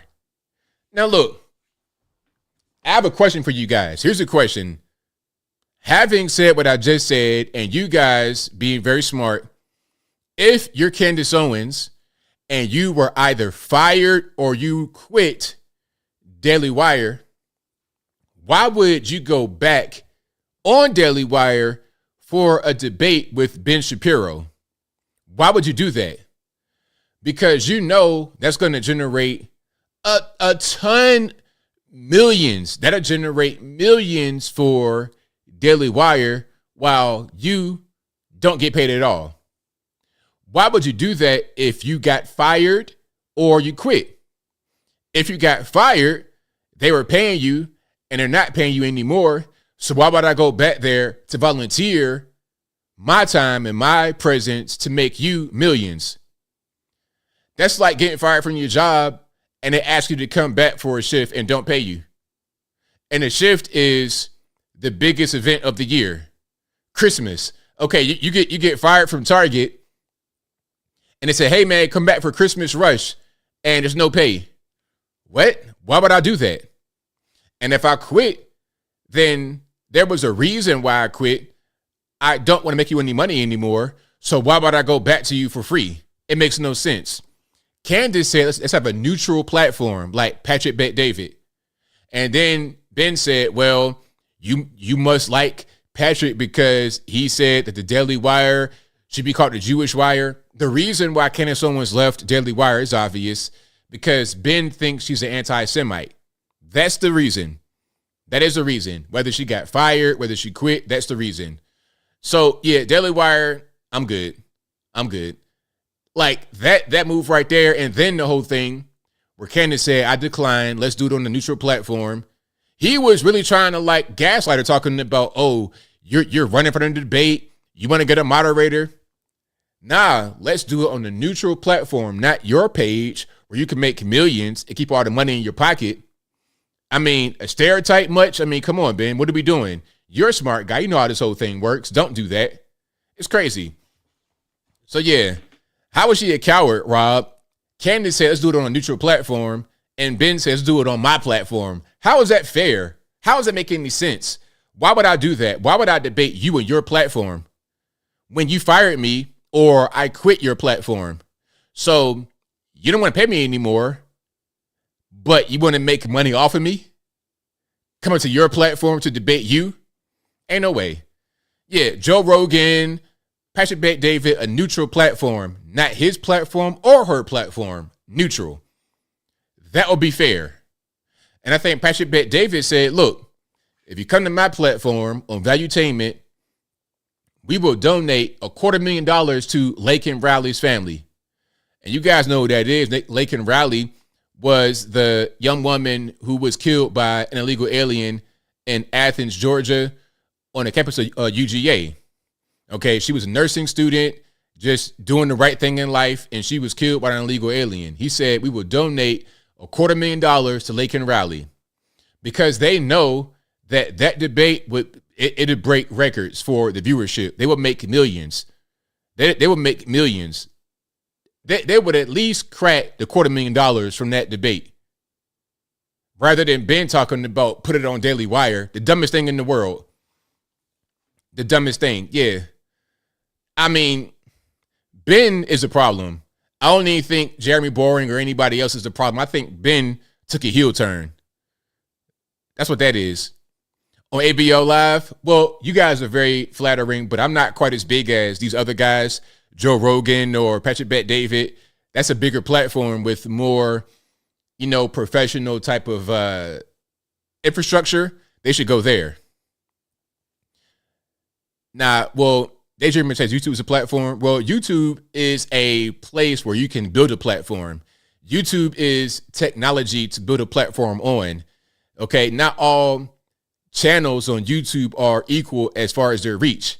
A newcomer with no subscribers is not the same thing as Joe Rogan Experience. Okay, so yeah, that's that on that. But if you like what you're hearing so far, please give the video a thumbs up, like the video, share the video, do all that good stuff. That'll help me out tremendously. All right, but I'm going to do a video on that tomorrow. I'm going to get more into it. I'm going to play some videos and get a little bit deeper in the whole situation. All right, Elon Musk, that'd be good. That'd definitely be good. Yes, Ben is a problem. Kelly says, I think it's staged. People do stage drama to generate money and PR. I mean, I don't think it's staged because it doesn't make Ben look good. It makes Ben look like a stereotype and a hypocrite and very unlikable. Why would you want to do that to yourself? I don't like, after this, listen, after this, if they came out and said that it was fake, I would never watch Daily Wire again still. Actually, if it came out to be fake, that'd make me hate them more than what I do right now. And I wouldn't be alone in that. So I don't think this is good PR at all. This is really bad for Ben Shapiro specifically and Daily Wire. Now, Rumble, places like that. Listen, YouTube is still the king. YouTube is the king. Facebook is still the king. And so is like Facebook, which is also Instagram. They're the kings, social media. Twitter is still really good under Elon.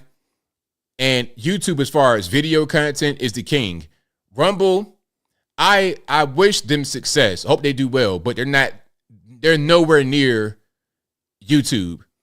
If you are a very big and popular platform like a Fresh and Fit or a Joe Rogan even or Steven Crowder, if you're that big and you're getting 20,000 concurrent minimum a night watching you, then yeah, you can go over there and do decently. But if you're a good channel but not quite that big, you're wasting your time. You're not going to get anything from it. It's not going to help you at all.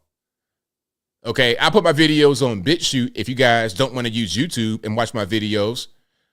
But to me, in my situation, there's not a distinction between BitChute and Rumble. It's the same thing for me. For really, really, really big channels, it's a thing. But for me, it's the same. Anyway, I digress. We got a lot more to get through. So let me just keep on rocking here. Inflation. Remember back in the day, we had the $5 footlongs at Subway. Remember that? The good old days, right? For $5 US, you were able to get a footlong sandwich at Subway. That was the good old days. But no more. Check it out. 6 inches, $6. So not only did they raise the price, they gave you half of the sub. They increased the price and gave you half the sub. And it's probably only a select few. You probably can't get certain things on it. From $5 footlong to 6 inches, $6. That's what we got going on right now with this inflation. 2024, Bidenomics. That's where we're at. Now, what I want to do is show you a guy who is a Subway franchiser. And he's going to break down how much work he does, how much money he spends, and how much money he makes. And this kind of ties into the whole minimum wage argument. I don't know where he is. I hope not California, because California is crazy with the taxes and the wages. That'll just eat up all your profits. But you're going to hear from him, because some say, oh, you're a franchise owner, you got money, you could pay whatever you want. Let's look at what really goes into being a franchisor or a restaurant owner or anything like that. Check it out. So this is how much I made my very first week owning a Subway franchise, and stick to the end because it's not what you expect. All right, so coming into this, my goal was to have $7,000 a week. So that's $1,000 a day. When I bought the store, they were doing like $300 to $600, $700 on a great day every single day. So they weren't doing the $7,000 a week. So that was the goal. My first week in total revenue was $5,666.88. That is how much money I collected in sales, was that amount, right? And that was under my $7,000 goal by $1,300 and some change. Now, of course, I have expenses out the ass. So it's not like I just took home $5,000 that week and just went and fucking party. Like, no, I have expenses that I have to pay for me to make that, $5,000, blah, blah, blah, blah, blah, blah. So my cost of goods, or the cost for me to buy like the turkey, all of that stuff, my cost of goods was $1,666.80, which was roughly 29% of how much I made. So it's 29% of the $5,000 that I made, which is not horrendous, but I like to keep it 28% and under. My labor for that week was $960, which is not horrible. That's pretty good, but considering I worked 13 fucking hours, I worked open to close every single day for that whole week and the whole next 2 months. So the fact that I had to pay that much in labor and I worked that much, it's not good. So it's not going to help with how much I actually take home, because I paid a lot in labor, but I was here the whole time. So it's not like I paid for labor and I was able to not be here. I was actually here. So this was not passive at all. Nothing about this was passive. So $960 went towards my labor, my employees. I got the royalty fees. So the royalty fees for Subway is 12.5 or whatever your gross is. And that came out to $708.36 that I had to pay out to Subway. And then I have my rent. My rent per week is $750. I had to pay that out. Then I have the electricity bill, which was $200. That is $200 per week. It's about $800 a month. So I split it up like that. It's $200 per week. And then I have just extra shit that I just buy stuff. It's just extra stuff. I take out $100 out of there just for that. And then what I'm saving for my remodel is technically the loan payment. And I'm doing $350 a week for that. So what my take home was after all the expenses was $931.72. And I know a lot of people will be like, hey, if I could just sit at home and make $931, that'd be cool. I didn't sit at home. I was here open to close, 13, 14 hours. I was here open to close. So $931.72 was actually horrendous. One of my worst weeks. Fucking worst weeks. And the next week actually was a lot worse, but I'll do a whole separate video on that. It was a lot worse. But yeah, that's how much I made in profit, was $931.72 my first week owning a Subway franchise. So there we go. Sorry for the cussing. Don't blame me. Blame the black man on this one. But basically, you saw what he made. You saw his take home, $931.72. Now, did we pay taxes yet? I don't think so. We've not paid taxes yet. So goodbye, that $931. And he's working the entire time. He's working the entire time. Sun up to sundown, open to close every day. So if he was, some say hire a manager, hire another employee. If he did that, then he'd be in the red. And we ain't paid taxes yet, I don't think. Maybe I missed something. You know, he was talking about other stuff like employees, expenses, and saving for a new restaurant, a remodel, whatever. All these things, other things he's got to buy. What about your taxes? You know, I know how taxes go. That's going to be crazy. And there's all kind of taxes depending upon where you live. So he's pretty much in the red because he didn't factor in the taxes. So when people say, oh, you should just pay the $20 an hour, you got all the money in the world, or just pay that and just pay that, people don't understand that money does not just grow on trees. It's got to come from somewhere. It's got to grow from somewhere. And when you do things that eat up the profit, you don't make any money. So you do all that work, sun up to sundown, in there all day, hands-on, as an employee, basically yourself, making no money. It's to the point where he'd be better off just working at a Subway. If he was to be a manager at a Subway rather than the franchisor, he'd make more actual money in his pocket. Unless his store gets really, really popping and he can start to, take home more in his pocket. But beyond that, you'd be better off being a manager at a Subway or even a regular employee, but definitely a manager for sure. Because $1,000 a week minus taxes? Forget about it. People just don't understand the reality of business. You got a very, very, very slim profit margin. Now, I may have played this before, but this is about the wage in California going to $20 an hour. And then some of the people were shocked at what happened. And then what's going to end up happening if you got money and you're trying to save it, you're going to invest in things that don't require as much expense as a human being. You're going to save money wherever you can save money. Okay, so let's check this out. We had walked up and those close signs, that was it. 20 employees in Lemoore were let go today because the owner says he could not afford to pay them with that increase. Now employees are upset, saying they were blindsided when coming into work. Fox 26 reporter Sophia Lesios explains why those employees were in disbelief. Sophia, what a surprise. Yeah, Monty, former employees tell me that at first they thought it was an April Fool's joke, but that quickly changed when their boss handed them their final check. I was so caught off guard. We had no type of notice, no type of warning even. The owner had told me Happy Easter. Employees at Foster Freeze in Lemoore say they're now out of a job. We had gotten a text in the group chat that we were shutting down, and I completely thought it was an April Fool's joke. Turns out he wasn't the only one. Did you guys think that this was an April Fool's joke? Yes. I thought, you must be joking. You must be playing with me. But this was no joke. By the time I got here, there was people in uniforms. Wait a minute. I thought Did my bro Sticks get a job at an ice cream shop? What's going on? Shout out to him, man. He's a great YouTuber. No shot at Sticks, but my man right here is jocking Sticks' whole style.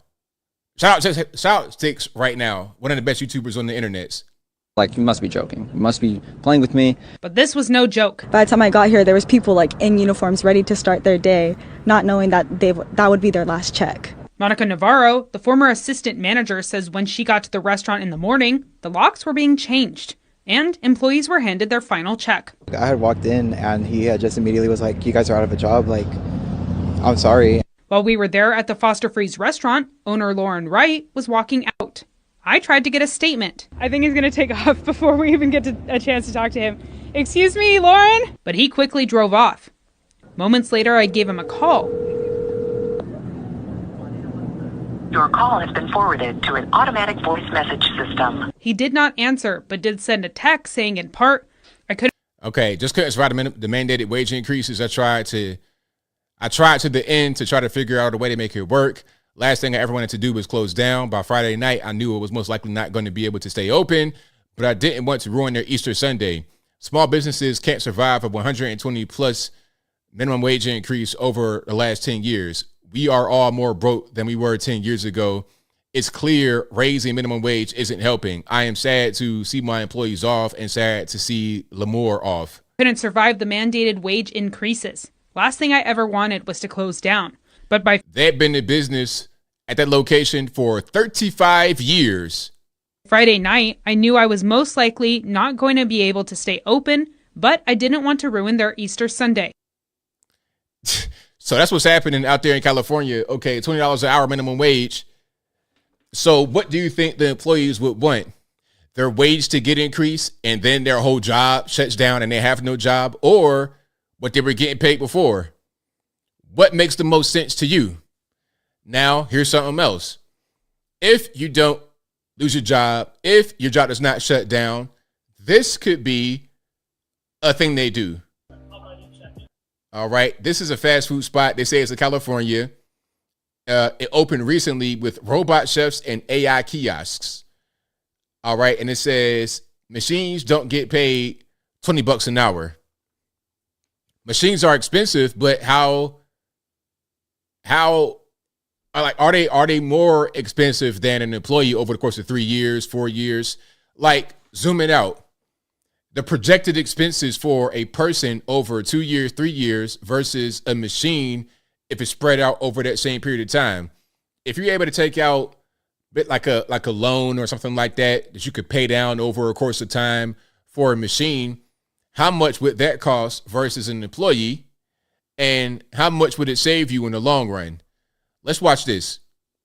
Cameras up here are scanning my face. Here now you're going to see all of my past orders. Go to checkout, click one more face scan. I can scan my face, paste my order right here. So this is looking at the robot. This is what might be a robotics. I think you're able to click any. Sorry for the bad music, but I'm gonna just turn that down. Well, I can't turn it down. So the robot can come here and get food on. So look, you got the robot in there preparing your food. Okay, we got the fries in the basket. Okay, dump them fries in the basket and it'll probably be made perfectly. Okay, no more onion rings in your basket. That'd be a good surprise, but ain't no more of that. We're gonna have everything be perfect. And they're shaking the basket too. Look at this. Shaking the basket. Computer vision, advanced computer vision techniques here to be able to work with this fryer. Okay, dumping the fries right in the pan. I'm turning the music down. The music is killing me. And then it's also cooking hamburgers. Look, they got a hamburger press, an arm, flips it. Okay, dropped it on the pan, and then boom, you got your meal right there. There you go. Burgers and fries, AI, robots, no human beings. Maybe it'd be a human being to plate it like that, but that'd be it. As far as the preparation process, cooking process, ordering, nope. It could be one person doing that whole thing. One human being in there making sure that the pans are clean, that the food is plated properly. That'd be it. No need for a whole restaurant full of people. So yeah, the guy will get paid $20 an hour, but it'll only be one guy versus 8 people getting paid $16. What's better for the economy? 8 jobs at $16 an hour or 1 job at $20? People don't think about these things when they try to raise the wages up really high like that. They don't understand the result of their actions. Now, meanwhile, we have another economy over in California. This time we're in San Francisco. Here's the other economy we got going on. If you can't get a job, making $20 an hour, okay, or if you don't want to work, how about we could just ransack a Walgreens? Because anything below $1,000, it's not getting prosecuted. So that's our job, to steal without getting any kind of penalty.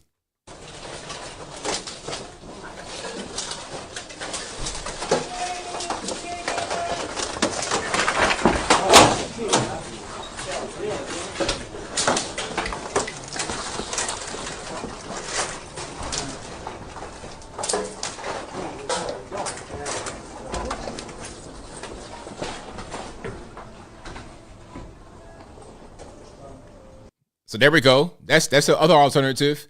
Okay, AI took my job, or I don't want to work. I want to be a hooligan.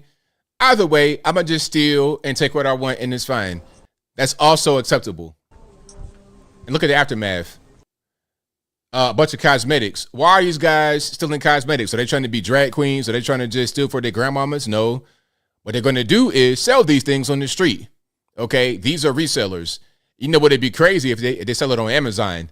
That'd be really nuts, but I would not be surprised at all if they were to resell these things on Amazon. If they had a whole Amazon store full of stolen merchandise, how do you really stop that? How can you stop somebody from reselling stolen merchandise on Amazon? So that's what's happening right there. A lot of women's cosmetics being stolen to get resold on the streets or on the internet. All right, now, sorry for the loud noise, RP headphone users. This is going to be London, England. Now, you think your bike is safe on the bike rack in a place like London? Well, in the middle of the daytime, broad daylight, right on the street in London, somebody may bring a cutter and literally cut your bike off the rack and take it. Look.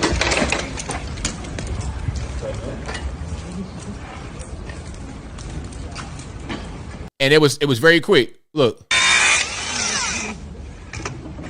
It don't take much. Look.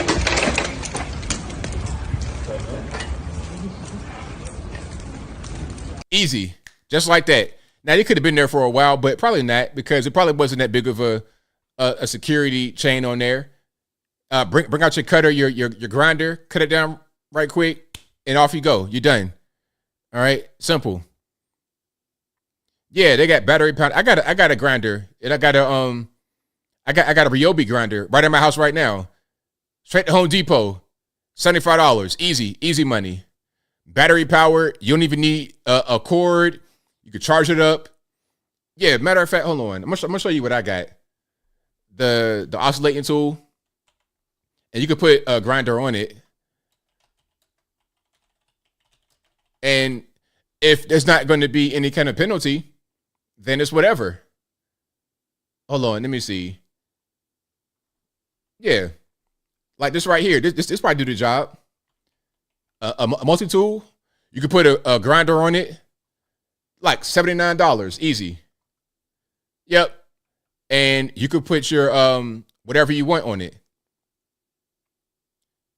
You could put anything on that, go to your destination, pop the lock, and you'd be good to go. $79, battery power all day long. Easy. No Ryobi. Shout out to the Milwaukee guys. Shout out to Milwaukee Tools. All right. No Tool Wars over here. Ryobi. I have everything. I have Milwaukee. I have Ryobi. I have Makita. I got a Makita impact driver, and I got DeWalt and an old school Black & Decker drill that I still have. I've been having that for years. It's been working pretty well, so it's like whatever. But I got a whole big bag of Ryobi stuff because I found a deal on Christmas. I got everything. I have a circular saw, a multi-tool. I got everything. I got a scrubber. I got all kind of stuff for like next to no money. Not Harbor Freight. Not Harbor Freight. That's crazy. All right. But yeah, you could easily use a multi-tool that I showed you to do that all day long. You got the same thing. You got the you got all Ryobi stuff too. ROG. Shout out to you. Shout out to the Ryobi guys out there. Craftsman, Black & Decker. All right. Let me see. Dremel, DeWalt. Yeah, I got a DeWalt. Kelly K says, I found a deal from the street vendor. No.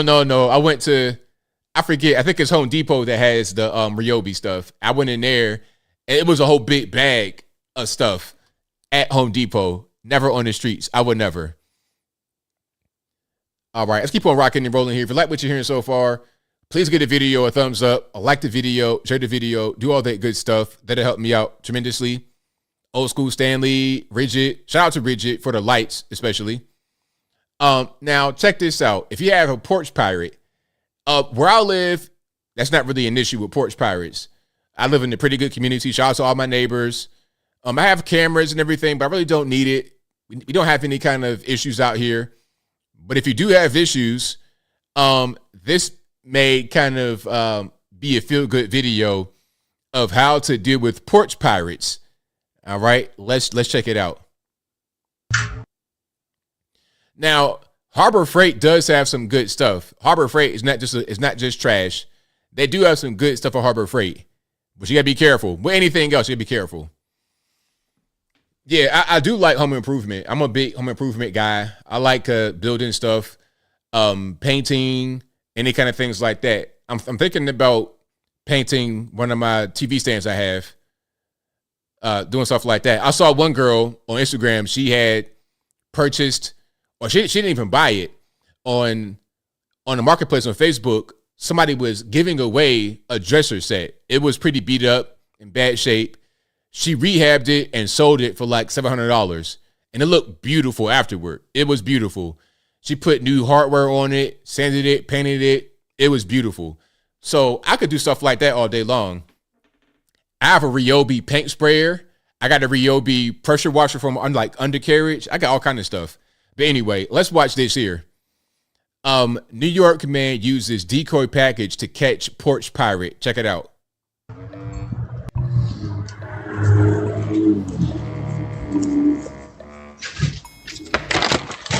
Oh, yo, Listen. yo, I just didn't want nobody to take him, bro. What you got in there? Nothing, man. What you got in that Yo, bag? this is my stuff.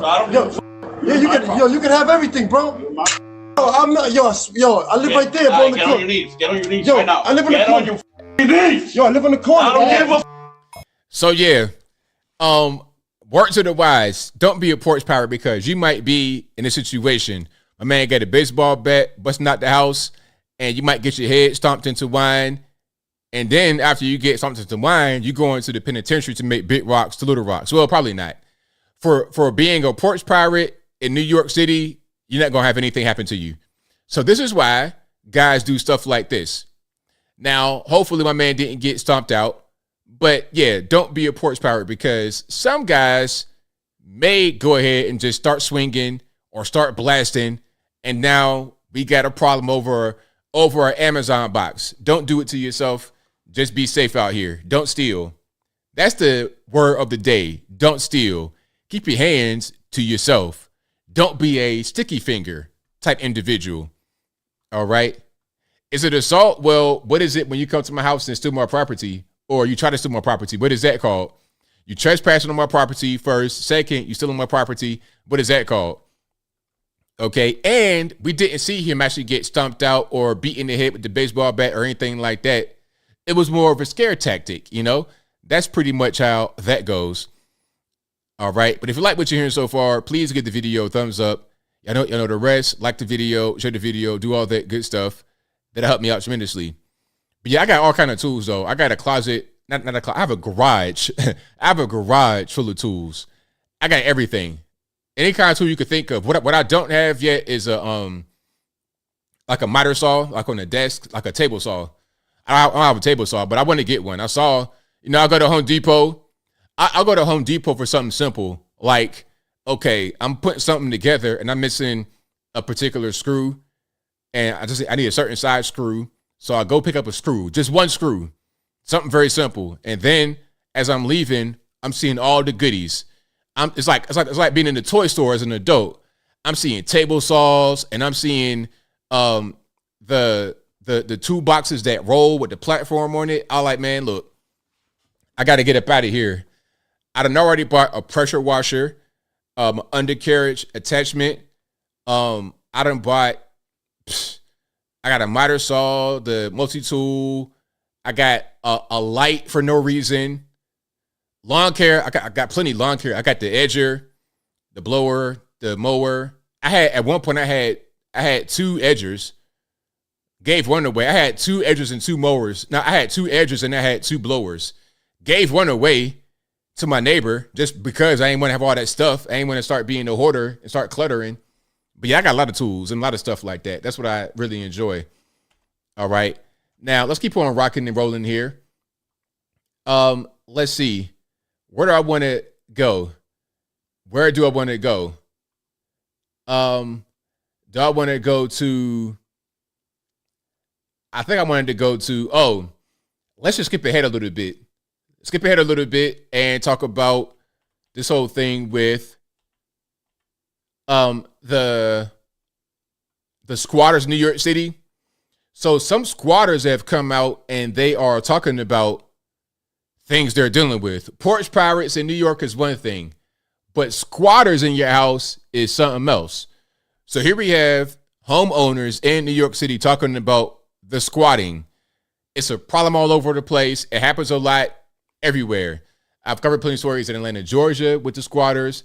I've covered some stories in New York. I saw the one story in New York where the guy barged his way into the home while the cameras were rolling from the news crew and the owner was in the house. It was a mess. And then there was the case of the Migrants, the illegal alien gang, 7 deep with drugs and guns in the home, all around a 7-year-old little boy squatting in somebody's basement in New York City.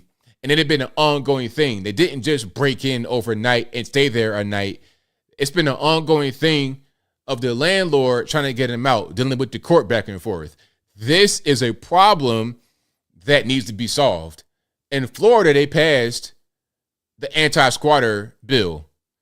Ron DeSantis, again, one of the best governors in the USA. He is probably the best governor in the United States.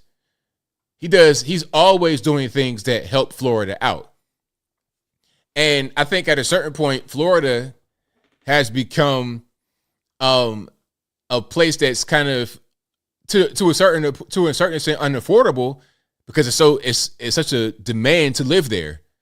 The demand is so high to live in Florida that the supply of housing has gone down because everybody wants to be there. But anyway, check this out. New York City homeowners talking about the squatters. Why can't you just change the locks? Oh, I will be arrested instantly. They turned off the hot water and then reported that they had no hot water. It's a $250 fine per day, up to $15,000, punishable by 5 years in jail. So here you are. You have to pay the upkeep of the house. Right. I paid and not getting any rent? I'm not getting any rent, and I'm paying the gas and electric every month. 4 stories repeated over and over and over again by irate and often unwitting property owners. Worry lines marking their faces, who came to City Councilwoman Vicky Palladino's office desperately seeking help. Hong Chen has spent thousands trying unsuccessfully to get the squatters out of this home in Maspeth. John Sokran using his pension money for expenses on this College Point. That's crazy. Using this pension money to pay for the upkeep of a place occupied by squatters. Totally nuts. Home, he hoped to provide retirement income. And Susan Mascara, who has used up her savings paying for 7 years of upkeep on this Bayside home she inherited from her mother. I'm in debt. My credit cards are pretty much maxed out. Why can't you just change the locks? Oh, I will be arrested instantly. That's crazy. So yeah, I couldn't do it. Somebody said it. Somebody said my squatter had all his teeth evicted. Yeah, that might be a thing that happens. I don't know how some of these guys are getting guys out of their houses. I've heard of squatters leaving. I saw one story. I won't mention his name because I don't know if you want to put it out there like that. But I saw one story of a guy who might be in New York or the Northeast area, and he found squatters in his home. They were in the basement, or he had rental properties. So he went to the rental property that he owns, and there were people in the basement squatting. And he was able to get him out immediately. He talked to him, had a conversation, and then they got out right away. Now, I don't know what was said or what happened, but yeah, they got out of there right away. So I think at a certain point, you could do some things, but it might not necessarily be legal. You might be kind of risking something pretty serious. But if you got guys that are kind of connected to the street life, you might make it happen. But I don't recommend that. I don't recommend it because it's kind of a high risk. There should be laws that protect you as a homeowner in New York City and all over the USA. But unfortunately, that's not really the case. Not in every part of the country. In Florida, yes. New York, no. 7 years, CB, 7 years of upkeep, and you're probably not getting paid. And then what's crazy is that your tenants can actually destroy your house. See, it's one thing to be paying upkeep of general maintenance that you got to pay for in a home when the tenants are actually squatting. So you don't have tenants, you have squatters. That's one thing. But then when you're paying for general maintenance and they're destroying your house, that's just a slap in the face on top of everything else. Squatting in your home is bad enough. They're stealing your property. Then they're going to destroy it. Because why not? They don't care. It's not theirs. They're not paying no money on it. They'll do whatever they want to do. You know, they'll have the bathroom filthy. They'll hoard it to do whatever they want. All kind of rodents running around. They don't care. So yeah, if I really want to get involved in real estate, I think that'll be what I do in the future. But I got to be very careful. I got to do it where I know the area, and I got to have a good pool of potential tenants. Okay, listen, if you're going to be my tenant, I'm going to do the craziest background check ever. I'm going to talk to your mama in her kitchen like a college football coach. Well, Miss Laura, we want to have your boy come to University of Alabama. I'm going to be like that with your mama, your grandmama, everybody, your childhood friends, all of that, to prevent a bad tenant. Now, I'm not saying I can stop it, but if you are a bad tenant, I'm going to have some little fail-safes to make your experience one that's going to be quickly avoidable in your sense. You're going to want to avoid it. You're not going to want to be a squatter in my situation, but I digress. Let's watch this here. Speaking about bad living conditions, Chicago migrants have brought tuberculosis to the shelters after a measles outbreak. Let's watch some of this. Despite mass vaccinations at one city-run migrant shelter, Chicago now has more cases of measles than the last 14 years combined, and it is showing up in other parts of the city. Health officials. As doctors warned, it didn't take long for measles cases to rise in Chicago. So if a child steps into a room and 2 hours after someone steps into this room, they can also get the measles at that point. We have to remember that these kids are going to school, they're traveling on public transportation. So this is why it's important. At the start of the outbreak, most of the cases were contained to a migrant shelter in Pilsen, one of the city's largest. So at the same migrant shelter, now we got tuberculosis. And the thing is, it's so, like I said before, the same people who said that you need to be vaccinated from COVID-19, okay, those same people who said you can't leave your home, you can't do anything without being vaccinated from COVID-19 are now saying it's okay to have all these sick migrants from all over the world come to your home in your backyard. Oh, it's in the migrant shelter, ABL. They're not doing anything else. Do they ever leave the shelter? Are they not in the community? Are they not getting no buses? Are they not getting in Ubers? Are they not going to quote unquote work? Now that's something right there. Tyson Food talking about we're going to hire a bunch of migrants from New York City. Okay, if you're going to hire New York City migrants, do you know if they have any kind of inoculation from childhood? Listen, a lot of these third world countries, they ain't getting no vaccinations. They're going to have all kind of stuff, the plague, cholera, tuberculosis, whatever. And I'm not even exaggerating. And we see it happening right here. So here's the TB. Carolyn says TB, measles, lice, bed bugs. Oh my, exactly. Exactly. But hey, if you didn't get the COVID-19 toxic clot shot, then you lost your job and your freedom and everything else. But let's watch this. As health officials ramp up contact tracing at migrant shelters, we spoke with 2 medical experts today who tell us while this is cause for concern, the general public has no reason to panic. Outbreaks occur in close quarters. The Chicago Department of Public Health confirms cases of tuberculosis at a few different shelters. Officials call the number of cases small, but won't disclose which sites they've originated from. So the people who are most at risk of tuberculosis are the other migrants living in that shelter. This comes in the midst of a measles outbreak at the Pilsen shelter. There is no effective vaccine against tuberculosis. Tuberculosis is an infectious bacterial disease that mainly affects the lungs. It can only be spread by someone with active tuberculosis disease, someone who is actively coughing up these droplets. That is how it gets spread. Dr. Gary Rayshak, a pediatrician with Northwestern Medicine Huntley Hospital, says open air facilities like shelters can lead to increased transmission. So TB in Chicago with the migrants, TB, measles, all that good stuff. Yeah, and the lice going crazy. I saw a video of one of these guys with lice, and I'm not going to show it, but it was pretty crazy. I'm talking about it was out of this world. It really was. Now, speaking about out of this world, Jonathan Adi. Now, do you guys know who Jonathan Adi is?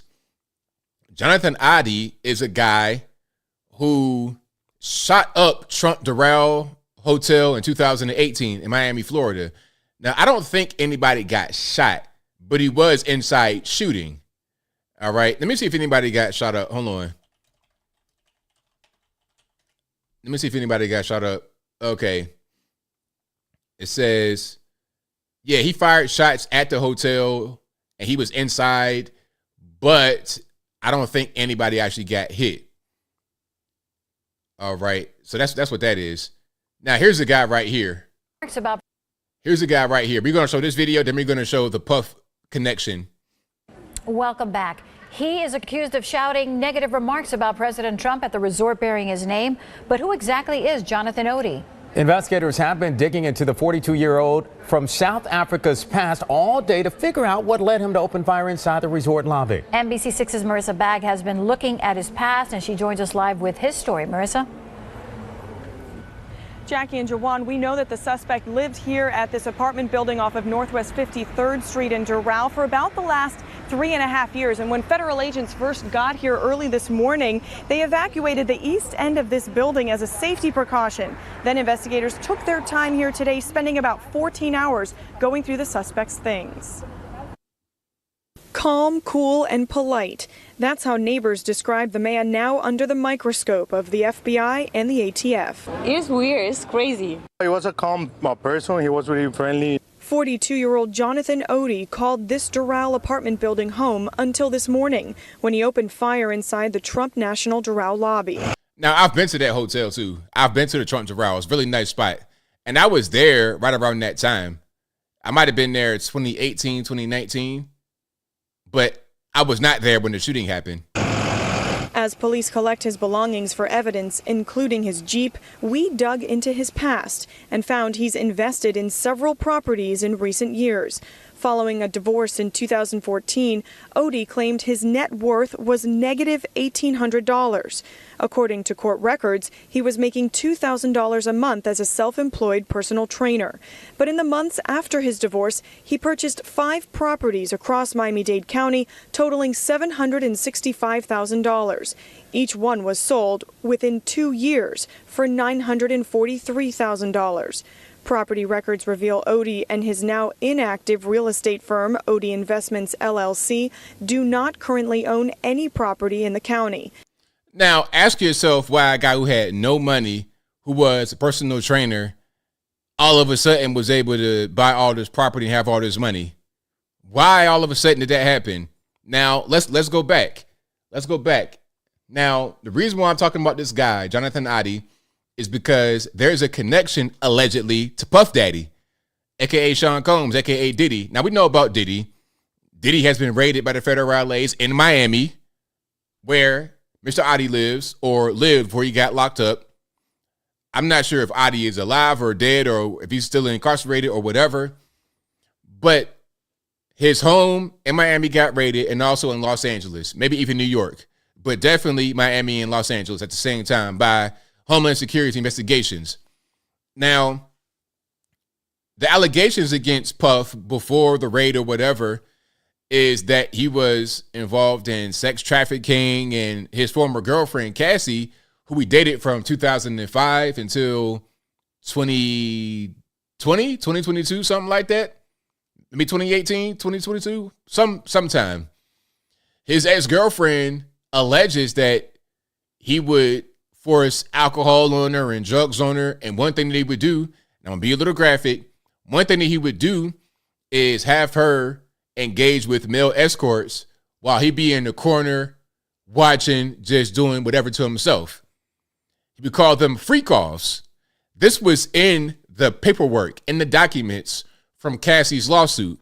Now, when she filed the lawsuit, Puff immediately settled. And when he did that, there was a windfall of other allegations of sexual assault from his time in college back in the late 80s. People in the music industry, men, women, a little bit of everything. And then after all these allegations came the SHI raid. So there's a lot of smoke here. Is there fire? I don't really know. Now, remember, all this about Cassie and the lawsuits and the SHI investigation raid happened within the past few months.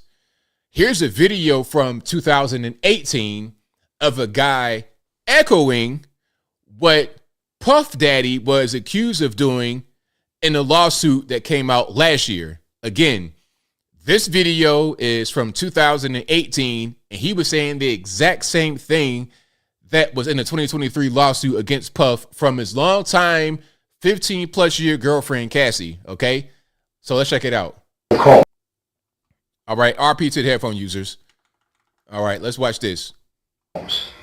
Puff Daddy? Yeah. P. Diddy, whatever you call yourself these days. Yeah, go ahead. I had sex with Cassie and Sean. Basically, he would masturbate and tell me what to do with Cassie. I was like a sex slave, okay? For them, that's what I was. That's all right? I caught herpes, and I came back and I sued him for the herpes and won. But Diddy and Ross, which they good buddies, okay? They're gay. Who? Both. Diddy and Ross. And Khaled. They're all gay. Okay? DJ Khaled, Rick Ross, and P. Diddy? Yeah. They all gay? Yeah. Got you. All right. I seen the liquid cocaine, I've drank it myself. Having sex with Diddy and Cassie. Okay? It's not good. He drinks it all the time. Alright? He calls it G-Juice, but it's liquid cocaine. Alright. I've settled $4.125 million with Diddy. I've settled $4.125 million with Diddy. So, if he got a settlement from Diddy at a certain point, that would explain why he was able to be flat broke with no money as a personal trainer and all of a sudden have so much cash to go on a real estate buying spree in 2014. That could explain it, but hey, who knows? Okay, was he scared that I was going to expose him? I don't want to talk about Diddy right now. I want to talk about you. Help me understand you. I mean, who? So that's him shooting the hotel up. We don't got to play all of that right there. Police say on Friday he opened fire inside President Donald Trump's luxury hotel. Sir, I'm ordering that you stay away from the Trump National Doral Hotel. Police say that's where Odie stole an American flag from, and that he went into the lobby yelling anti-Trump remarks before shooting the ceiling and chandeliers. Now, do you recall this story being on the news? An anti-Trump protester going into Trump Doral, shooting it up, and then getting arrested. Did you hear about that? I mean, maybe you did, but was it a big story? I mean, it's a real story. I'm not making it up. There's articles, there's video, there's court, there's everything. There's evidence of it happening. Police say he then got into a gun. Or else I'm missing the point. Tell me the point that I'm missing. Give me some details. Give me the deets. What am I missing? Gun battle with responding officers. The gun battle goes on for nearly a minute before Odie decides to make a run for it. Another camera capturing him still firing shots, even tripping on the marble floor. Odie was shot in the legs as he ran away and was arrested after running up a stairwell. The accused gunman, Jonathan Odie, faced a judge for the first time Monday. Mr. Odie, you were arrested for 5 counts of attempted second-degree murder of a law enforcement officer. So what's going on? Now, there was more to the story that I didn't play in this one. He was also in X-rated films and also a stripper. So back in the day, he was more athletic, kind of cut up or whatever. Because I put the video out, people were like, "Oh, well, he's fat and he's balding." It's like, well, listen, Puff had been dating Cassie since 2005. That's a long time ago. That was 20 years ago. And 2018, from 2005, I mean, you can age and just look different. You could change in that period of time. So sometime between 2005 and 2018 was when Adi allegedly had a run-in with Puff. But again, everything he said in that interrogation video was in a lawsuit from Cassie to Puff, which he paid out within 24 hours. And now you have SHI raiding Puff. So I'm just saying there's something going on, and we're going to figure out as time progresses. But again, that video, that interrogation, that story happened in 2018, and most of you guys do not recall. But why don't you recall a story about a crazed leftist, anti-Trumper shooting up a Trump hotel? They'll hide certain things from you, just like this video was hidden from you.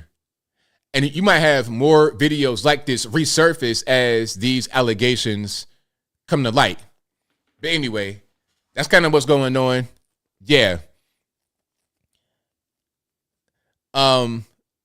Yeah, I see you in front of the machine. Yeah, that could be what's going on. That could be what's happening here. So we'll see. We'll see what goes on. But the industry is kind of crazy. A lot of things go on. You know what? I could tell you a story, but I'm not quite sure I want to tell you the story. Okay, I'm going to tell you the story, but I'm going to be vague. Maybe I'll tell you the full story one day. Now, I was around some music guys for a period of time in my life, and I would hear some stories. One story I heard was about a very well-known rapper and his sidekick. And if I tell you the story, you might be able to put 2 and 2 together to get 4. Now, the story I heard was that the guy that's always with the rapper, going to shows and doing stuff like this, being like a hype man kind of person. One guy that I met in the music industry told me that he saw this rapper and his friend in a party, and they were just having sex right there. The sidekick was just over a couch, and the guy was behind him. I'm sorry for being graphic, but I was trying to be PG-13. That kind of thing is what goes on in the music industry, also in entertainment, movies, television. That goes on. Okay, you are sent to a director to have a meeting at a certain time of night in the hotel, male or female. If the meeting goes well, you get the part. That goes on. I've heard about that. I've heard about that in real life. I've heard stories that you're not going to hear about that. Not Flav. Don't do that to Flav. Flav was his own man. Okay. Now you guys are guessing who it could be, but nobody has guessed it. You probably won't guess it. It's kind of an obscure reference I made. But yeah, that happens. So the moral of the story is, what you see on television, what you hear in music is fake. It's all entertainment. Everything's entertainment. It's to the point now where even the news is entertainment. It's all fake. Yeah. So if you have a child or you have a niece or nephew that wants to get into the music industry, be an actress or something like that, okay. Just tell her be careful, because you're an adult. You're going to be in certain situations. Tell her be careful. And if you got a child actor or actress, you need to be, if your child wants to be an actor or an actress, you need to be there all the time as a parent. You need to be a helicopter parent. Never let child out your sight. We see the whole thing with Nickelodeon, the quiet on the set. We see that going on. There's a woman named Amanda Seals who's going crazy on the internet. You guys may have seen it. And people are kind of like clowning there, talking about everybody hates you, nobody likes you. But what people are missing is that she was on Nickelodeon as well. Okay, a lot of these child actors, they kind of get crazy when they grow up because they go through a lot when they're kids. They're faced with adult situations at a way too early age, and nobody's there for them. They pretty much get sold. They're thrown into the wolves at 12 years old. What are you going to do? How are you going to grow up if that's your reality at 12 years old? How are you going to be a well-adjusted adult? How? You can't. But anyway, honeybee, hey, if you go into LA, or if you almost went, you definitely dodged the bullet. LA, it's you know, a lot of the crackheads you see outside in the street in LA tried to be an actor or actress at one point. So that pretty much tells you all you got to know right there. All right, Shirley Temple, yep. The two Corys, all of that. Yeah, it's crazy. Yep. But anyway, I'll keep it rocking and rolling here. Let's get super chats. Let me get to the actual. Somebody.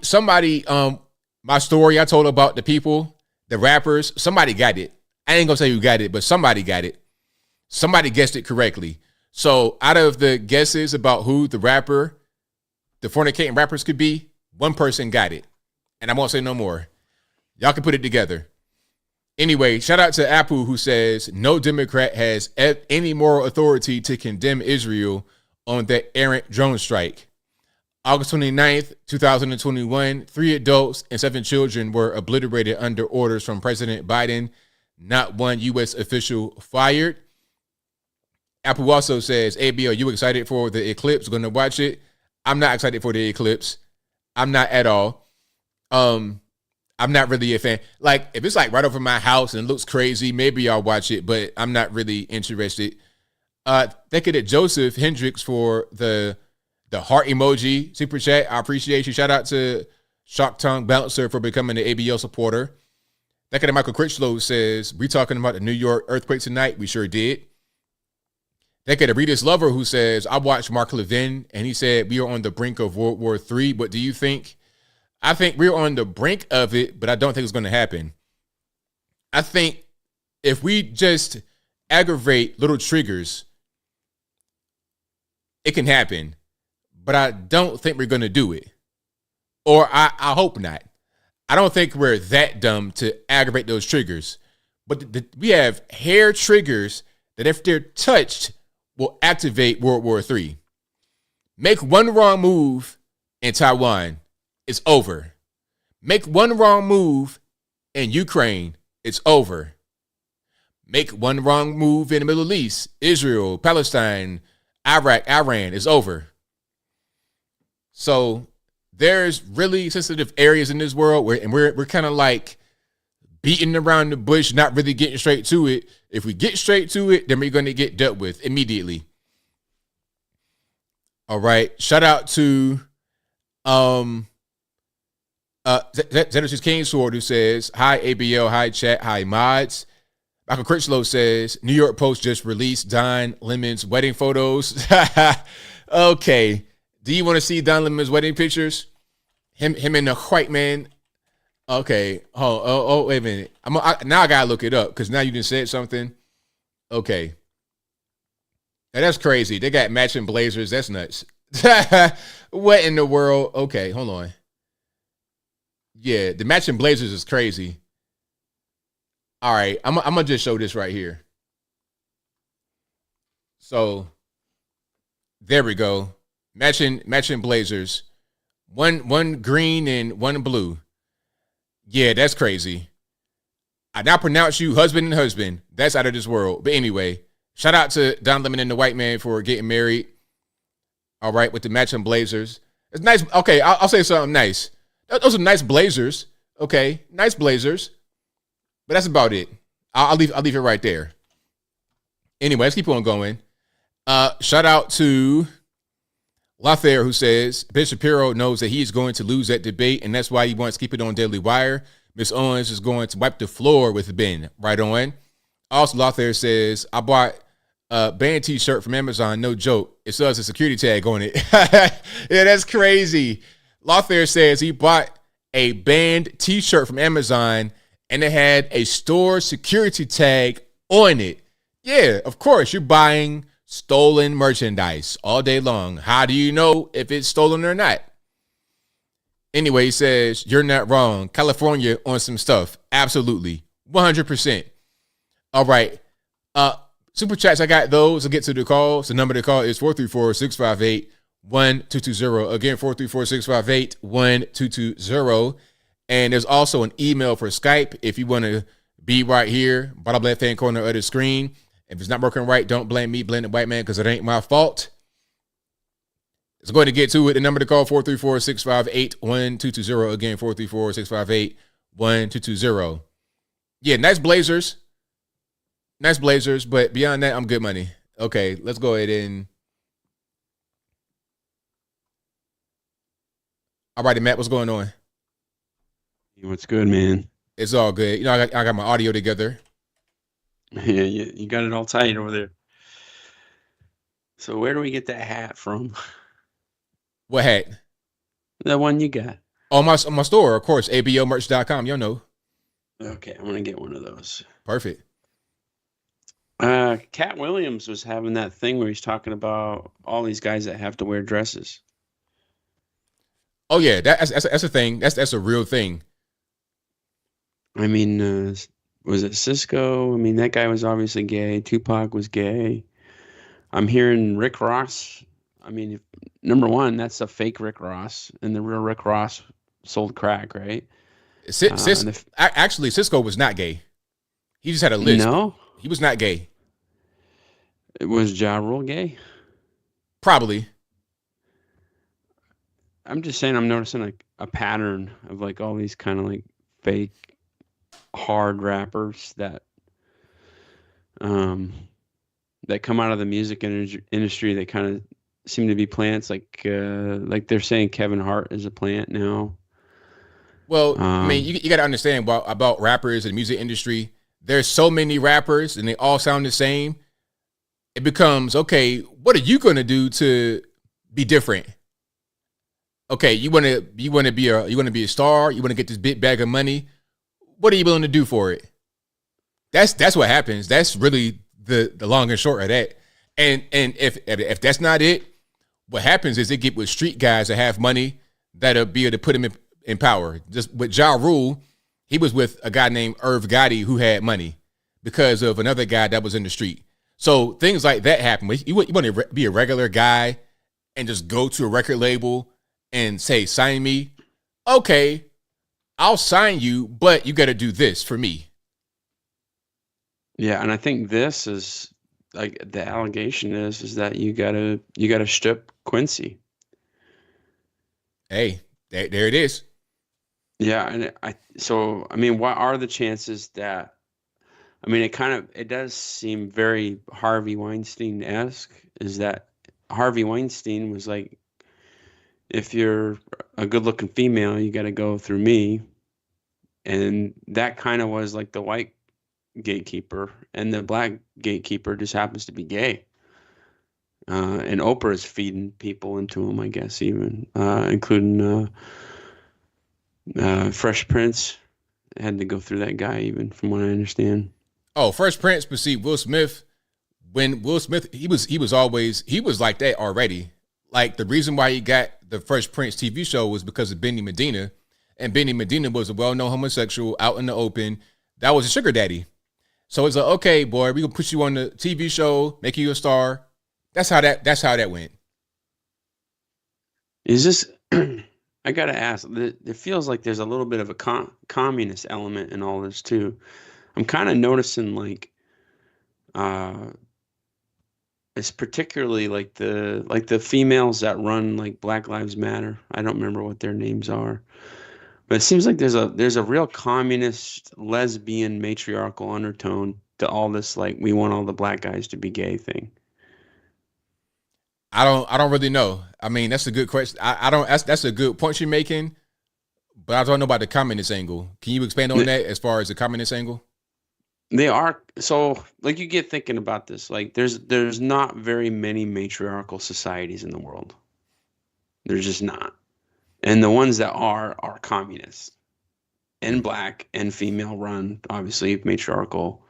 And there's a lot of gay dudes that kind of have to fall in, or you basically the guys are getting turned out in those societies.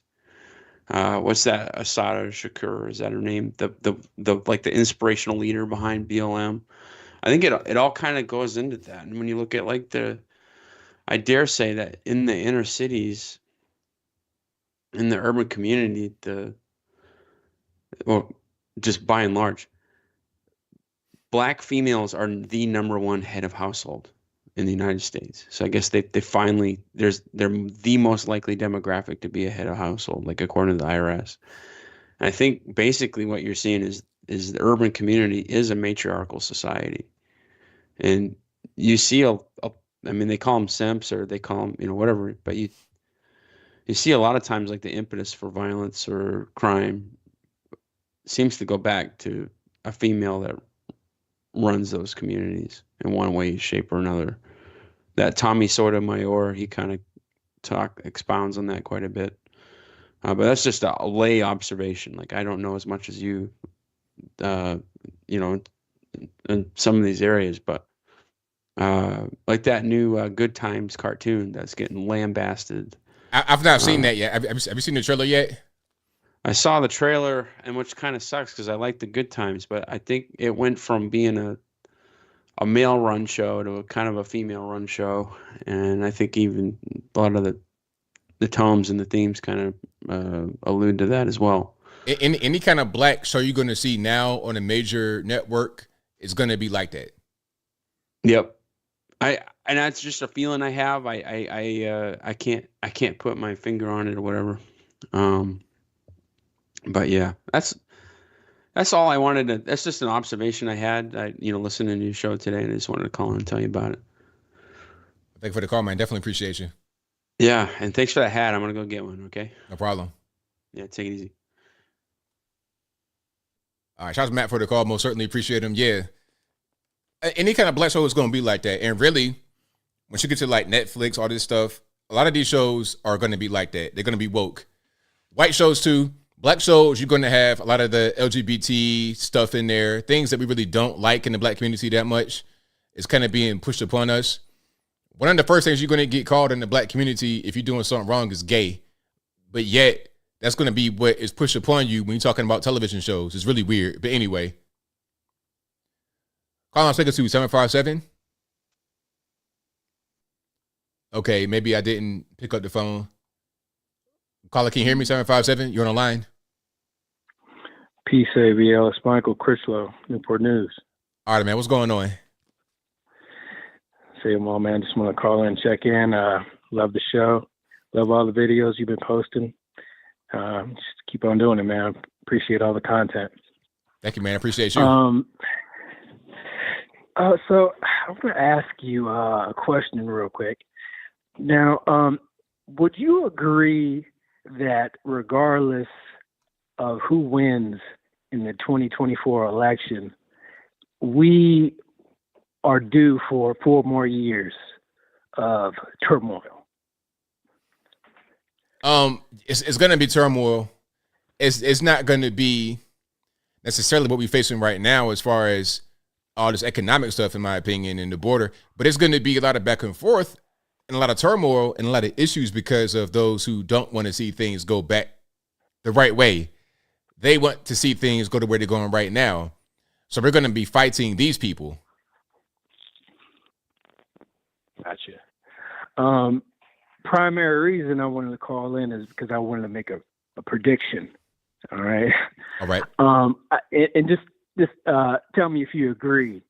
And this is based on, and I didn't even really plan on calling in tonight. I just send in my super chats and, I just watch the show. But, after watching that Stephen A. and Charles Barkley clip that you shared, I had this thought, epiphany maybe. Like, I kind of feel like there's a possibility, and this may take place over a 20-year period, that I feel like, just considering that conversation, it seems like the Black community, they desire secretly, subconsciously, to move to the right, but they can't do it, publicly. They desperately want to, but they're trying to save face in the public eye. Would you agree with that? And do you think that over maybe a 20-year period, maybe 15 years, maybe 10 years from now, we will see the reversal to the way it used to be? I mean, I grew up listening to hip hop. I heard the gay Tupac allegation from the first caller. I don't know where that came from. I kind of feel like we should get away from that. That was a little bit weird. I never heard that before. Maybe it's true, maybe it's not.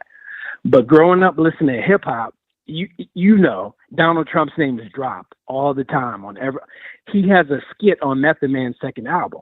He was popular in the Black community, as you had, said many, many times. I kind of feel like, over the next 10 to 15 years, I feel like Black folks are going to start to gravitate back more to Donald Trump once they realize that he has the policies that he has implemented, the policies that he has the potential to implement if he does get reelected, and the policies that he implemented back in 2016 and 20. I kind of feel like Black people are going to have a awakening and be like, you know what, we were wrong, and maybe he was right, and we may see Barack Obama and Mike Obama become pariahs in the Black community in their eyes. Would you agree with that, or how do you feel about that assessment? Now there was a lot there. So what's your central question about go ahead. Yeah, basically what I'm trying to say is that I kind of feel like, just watching the Stephen A.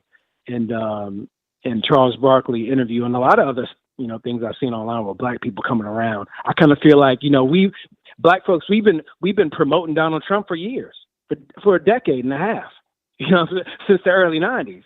So I kind of feel like we're going to revert back to being like, okay, Donald Trump is not the devil anymore. Would you agree with that? Yeah, I mean, here's what's happening. This is what I wanted to say about Stephen A. and Charles Barkley, guys like this. They want to have it both ways. They want to talk about the issues that they don't like, as far as the migrants and the stealing and the looting and whatnot. But at the same time, they'll talk about how racist Republicans are, how bad Trump is. They can't just marry their opinion about what's happening in these streets with a political opinion. That's the problem. And these kind of guys, I don't see changing. Some may, but the majority, I don't think so. It's going to take the younger guys to come up who never really were aligned with this whole orange man bad, Republicans racist ideology growing up. If you're 65 years old, 55 years old or whatever, you're probably not going to change your ways. But if you're a young person growing up, kind of seeing what's going on, if you're 15 years old in high school and you see the same things that Stephen A. Smith sees now in his 50s for the first time, then you're more likely to grow up and not be Stephen A. Smith politically or Barkley politically. Gotcha. Well, ABL, I appreciate you taking my call. Lastly, I just want to say this real quick. And I know you don't like callers to talk about other people who call in, but I have JB on my mind sometimes because, you know why?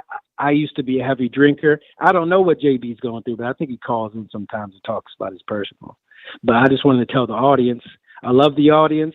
And listen, this is like my third month without drinking.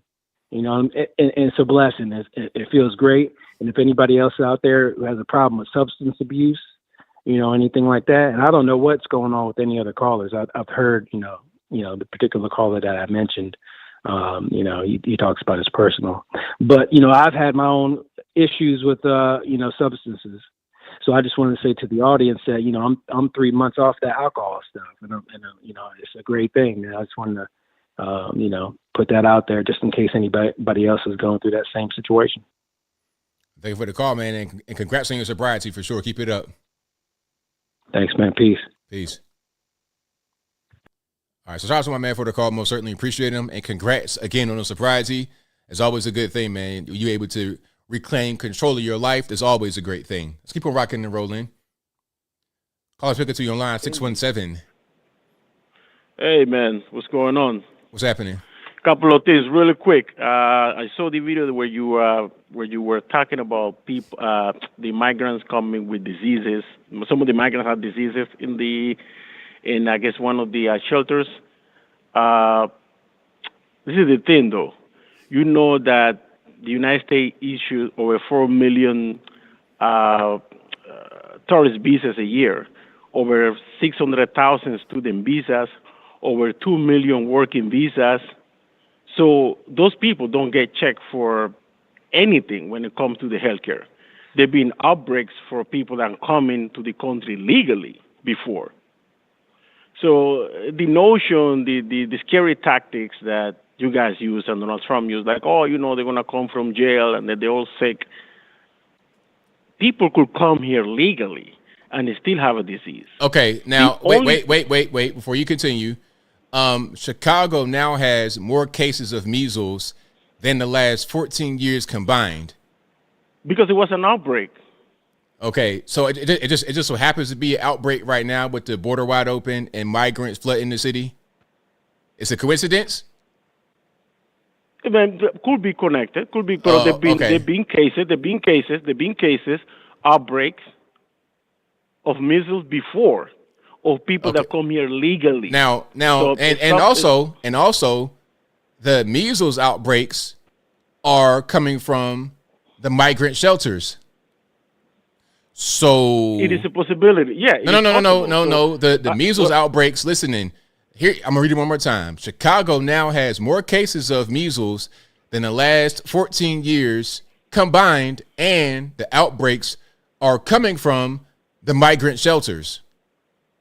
Because they're all together, and maybe one infect the other one infect the other, and the one infect the other. So it just so happens we have record-breaking measles outbreaks in the migrant shelters where the migrants who are flooding the southern border are going to. Okay, that makes sense, and it's a coincidence. It's a coincidence. So one person comes in with a disease, infect the other people, just like with the virus with COVID-19. That's what they have to release people from prison. They release them for the shelters, given housing, and someone could come in a plane with a disease legally into the country from another country.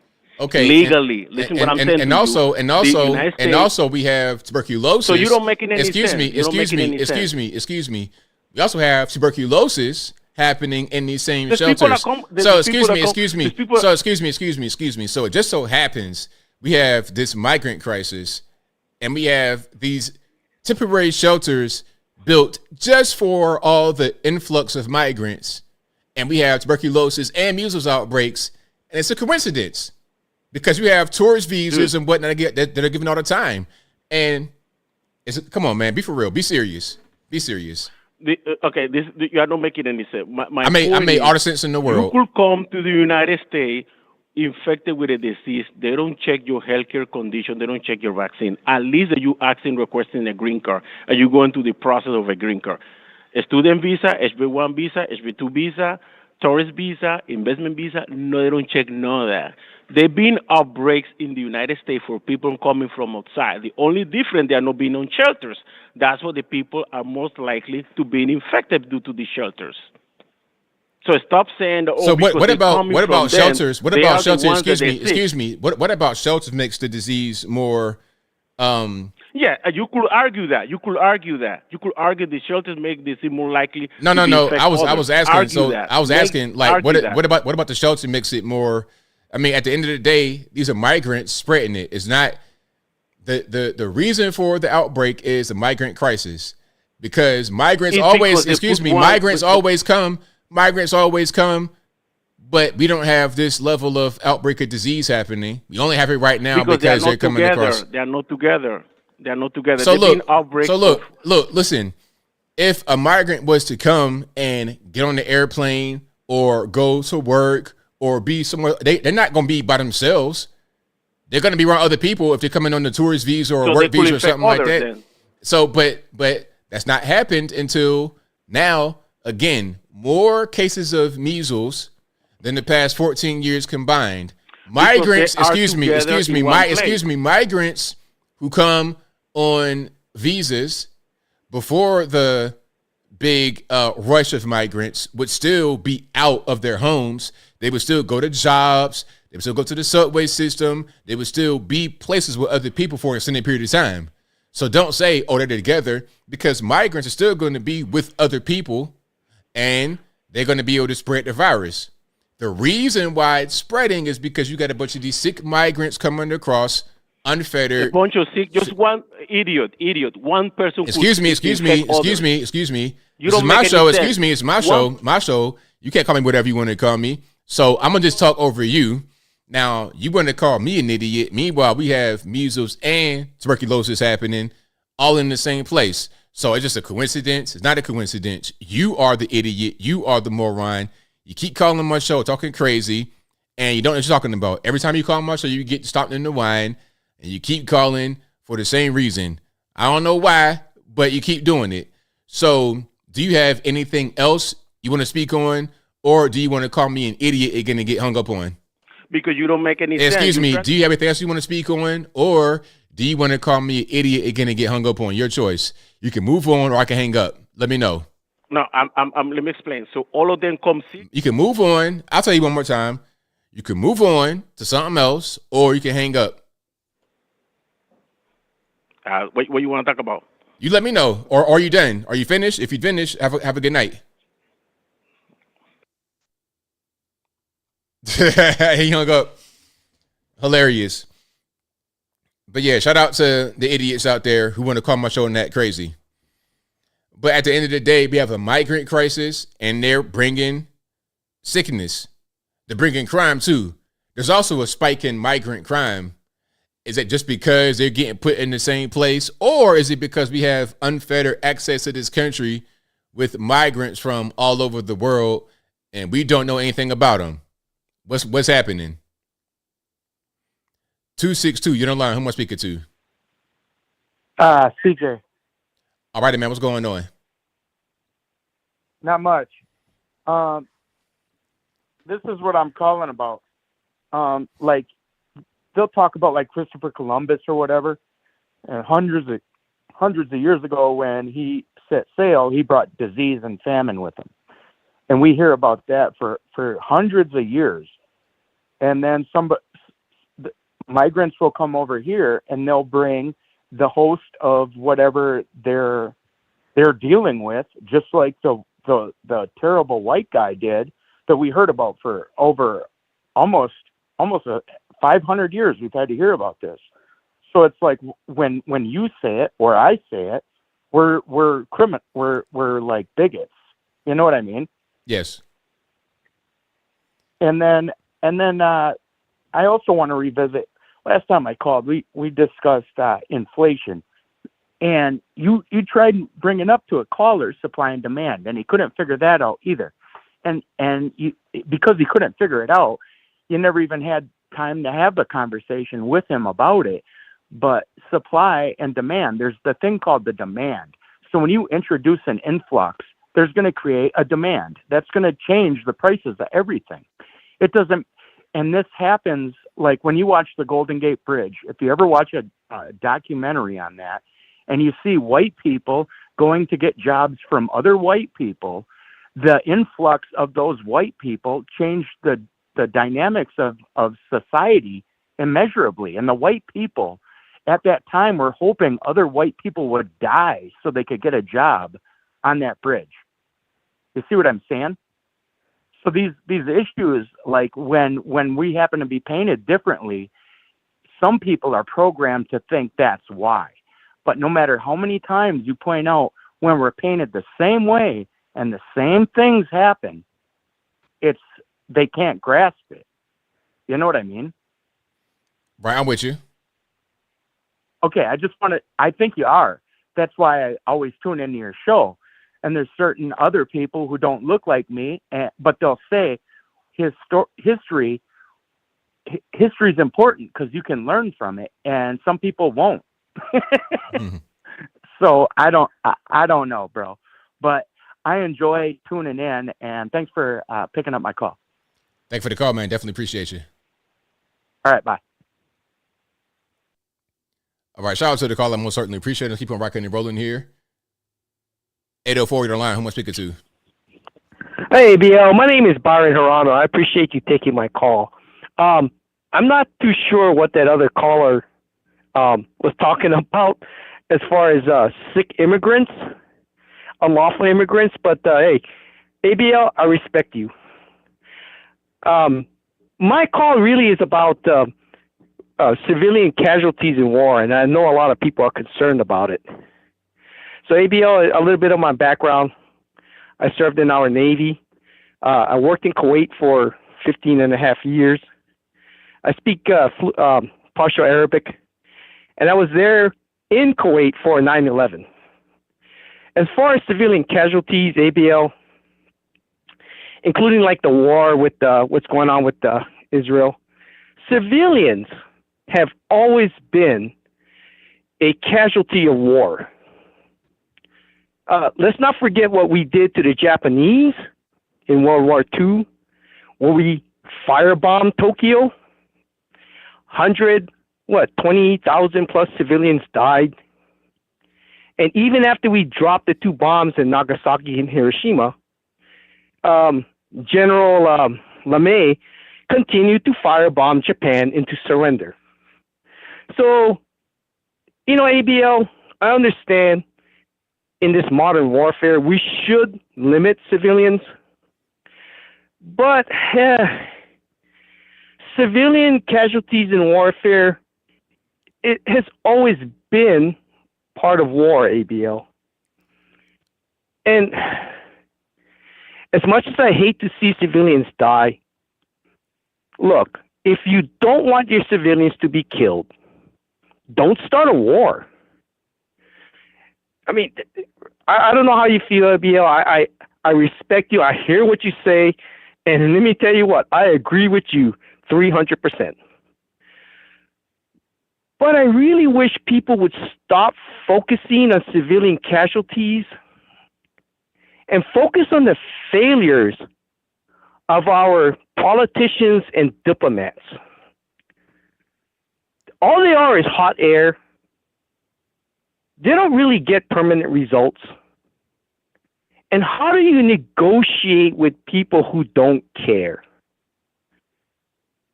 Honestly, in World War II, how were you going to negotiate with Mussolini, Hitler, and Tojo of Japan?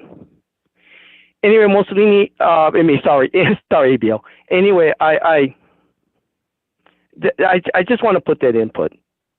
Civilians will always be a casualty of war. And if you don't want civilian casualties, just don't start a war. ABL, as far as a nuclear exchange, I don't really believe World War III is at hand. Although, yeah, anything could trigger it. You know where the scariest border in the world for a nuclear exchange is? Pakistan and India. How many times have these two countries come close to a true nuclear exchange? I mean, they were like a hair's breadth away from launching their weapons.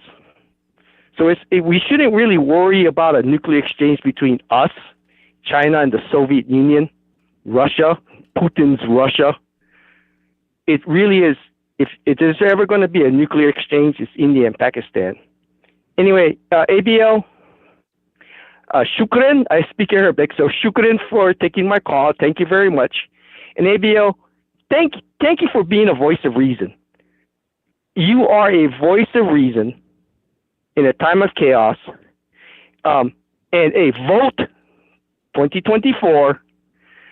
I'm not going to tell you who to vote for as an American, but I ain't voting for anybody who that wears a blue coat.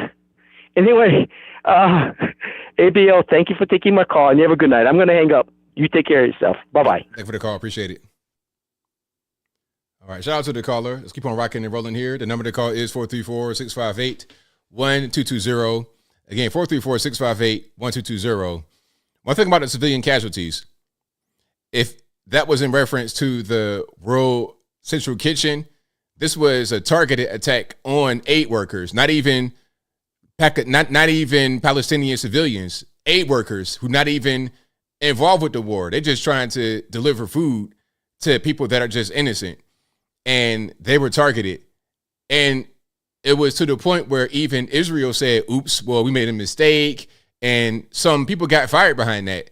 Like, it was there was some penalties behind that. It wasn't just, okay, we're bombing Hamas and then a civilian got killed. No. This was, they made a really, really bad decision and people lost their jobs behind that. It was a targeted attack on the aid workers, not civilians, if that was his reference. Let's keep on rocking and rolling here. 215, you don't lie. Who am I speaking to? Hey, ABL, how's it going? It's all good, man. What's happening? Sorry, I had to turn the stream down in the background. Right on. So, like the last caller, he said that, in war, there's always going to be civilian casualties.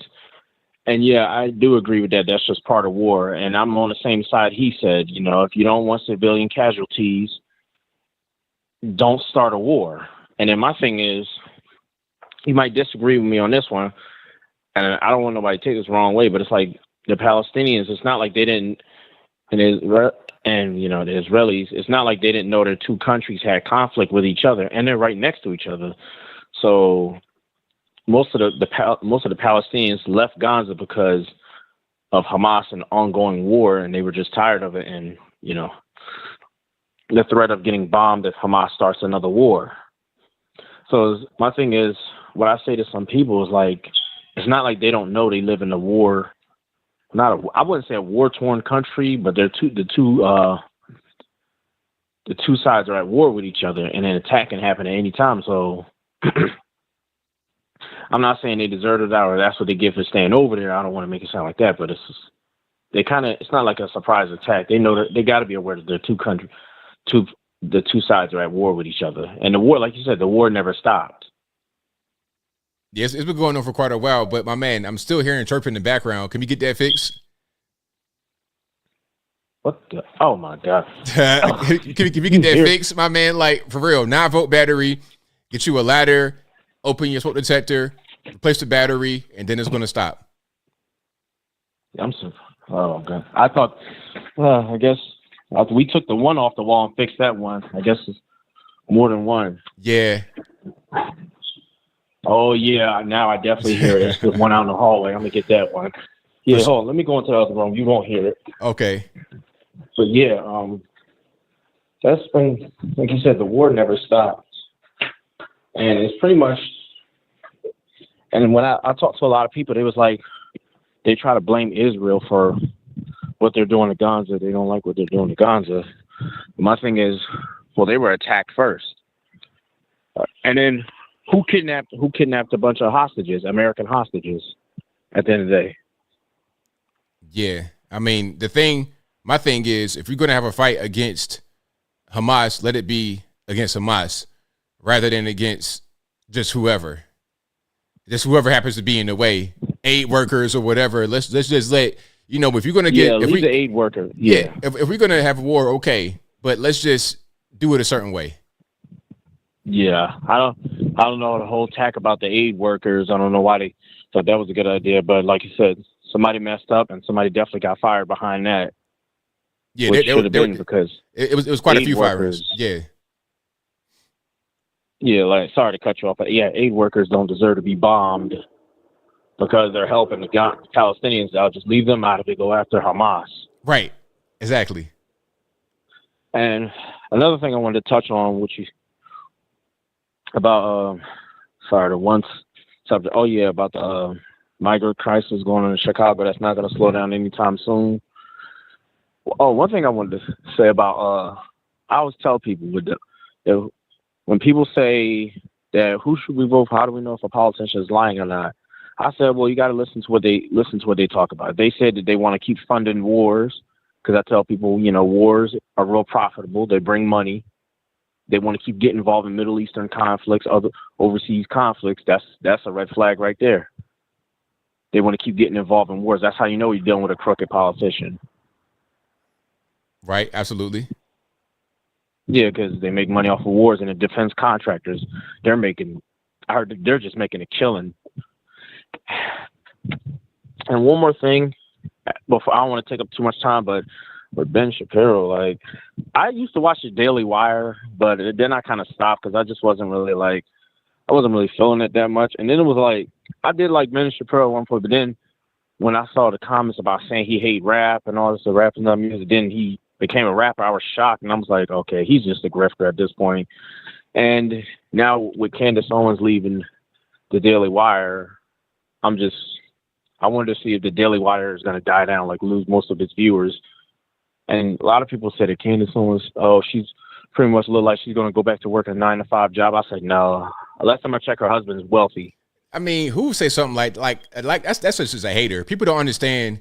Candace Owens is a superstar. She could do whatever she wants to do. There's no need for no 9-to-5 job. And like you said, her husband is like some super like elite guy in the UK. Like, people that say stuff like that are just hating. Yeah, that's basically what it sounds like. Yeah, that's pretty much what it sounds like. A successful black woman being hated on by other black people. Yeah. But it's really the fact that she's smart, so. But thanks for taking my call, ABL. Thanks for the call, man. Definitely appreciate you.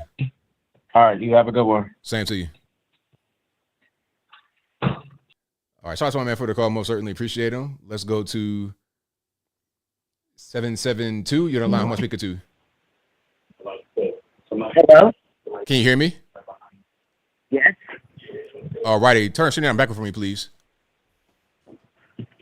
Can you hear me? Let me just turn. I can hear you, dear. Let me just hit this to stop it. I wanted to talk to you, Mr. Logan, because you know what you're talking about. Can we talk for a minute? Sure. Let's do it.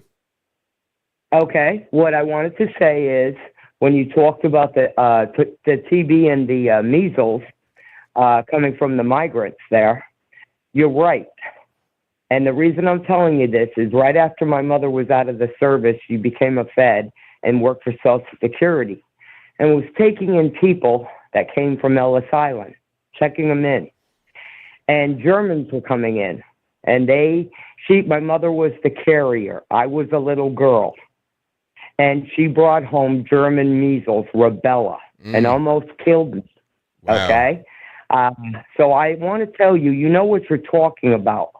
They were eradicated, the measles and the TB, just like rubella is now, but I still am rubella to this day, okay? I still carry it.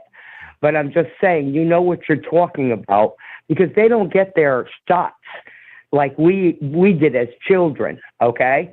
So they are coming, and they do have the diseases, okay? So they're bringing them back in our country, and they're going to kill us all. Yeah, and that's a very dangerous thing.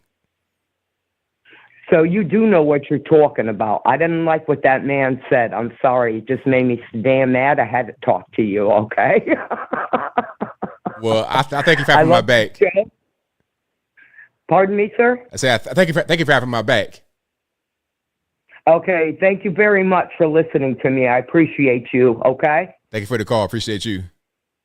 Okay, bye-bye. So, yeah, there we go. We see what's happening. We see what's happening. 773, you're on the line. Who am I speaking to? ABL, it's your retired Chicago police officer friend. Thanks for taking my call. ABL, I wanted to talk about the number one thing that's the most important problem that we have in society today, and that's people who become so immune to the chirping of their smoke alarm that they won't get themselves a 9-volt battery. We need the government to start passing out 9-volt batteries to those kind of people, ABL. That's right. I'm tired of it. I don't think we should put up with it anymore. Of course I kid. ABL, no matter who becomes president, and I hope it's Trump, I hope it's a Republican, I hope it's Trump. But regardless of who becomes president, it's not going to be all change and quickly do what you want to do, because you have to fix the problems that the Biden administration has caused already. There's so many problems that he caused that no matter who is president, they're going to have to fix the problem. If somehow Biden becomes president, and I don't think it's possible that he's going to, but I hope not, unless they cheat. But even if Biden becomes president, that's just quicker and quicker America goes downhill. But if Trump becomes president, I'm confident that he'll make a lot of changes. But he's going to be so busy fixing the problems that Biden has caused with, internationally, with our border, with the people that are already here, with potential terrorism amongst us, with the drug cartels amongst us, that that's gonna take up a couple of years just fixing that. We see what's happened with the cartel gangs that have come to these big cities like mine in New York and other places. They are just continuing their reign of terror and crime, but here in our country. That's what they're doing. Unbelievably, they're being let go. Those guys fought at those New York policemen, and they were let go the same day and were committing crimes the very same day. So we have a lot of problems that we're going to have to fix in this next term, no matter what, or go downhill. Then the other thing I wanted to talk about, ABL, was, for generations, the military has done all it can do to keep conflict and war overseas.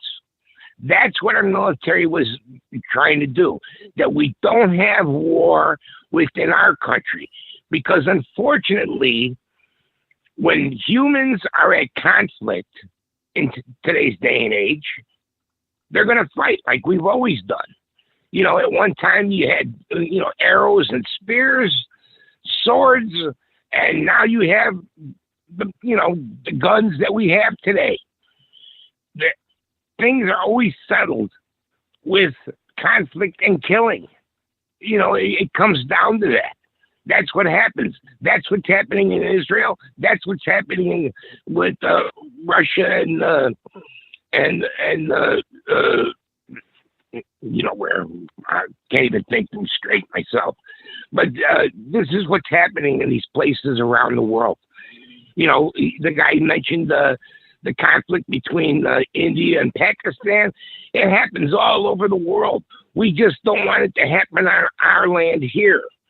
But by not keeping our borders safe, that may be coming next. We may be fighting in the streets, hopefully not with each other, but with these factions that we let in.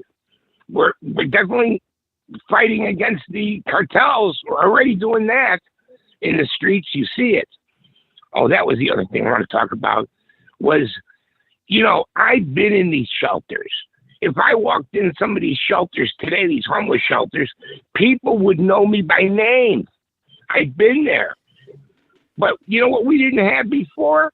An outbreak of measles. That's what we didn't have. You could talk about the homeless shelters causing it, caused by bringing these people to homeless shelters. But the cause is that you're bringing people from third world nations that have old diseases that were not a factor in America anymore, and they have become a factor again, like measles and all these other diseases.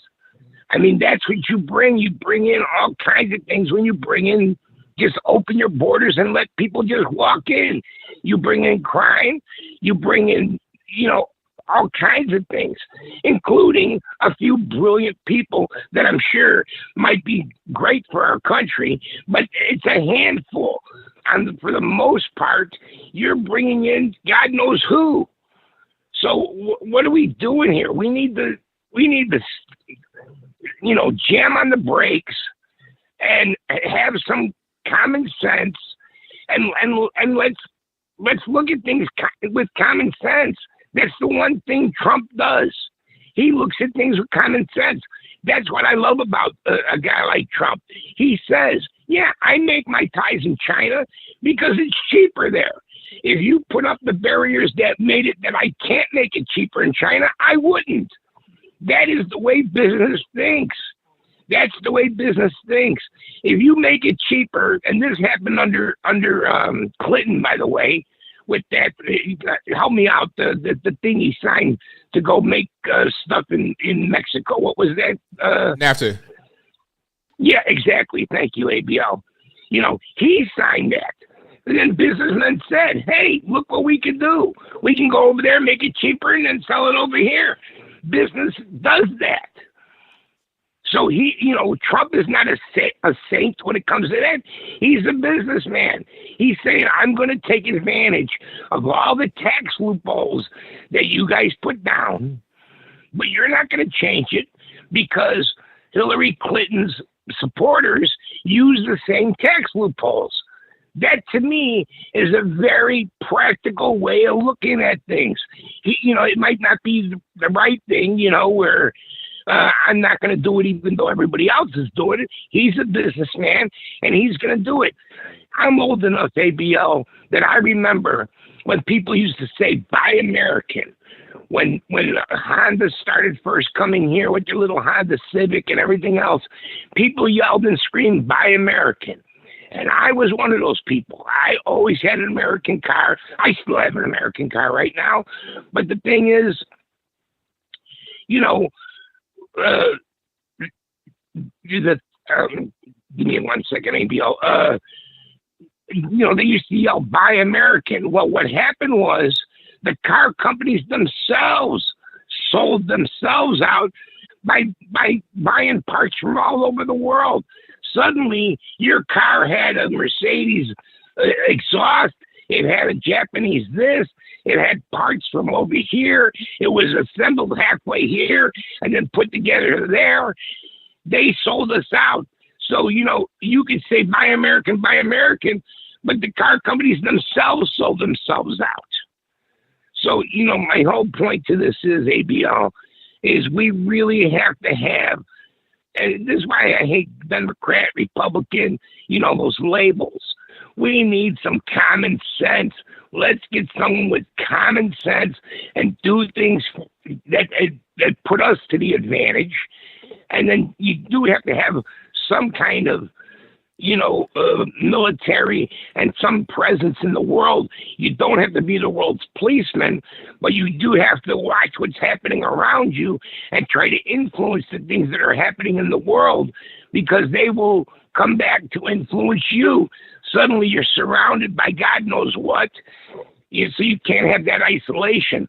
But we have a long road to haul.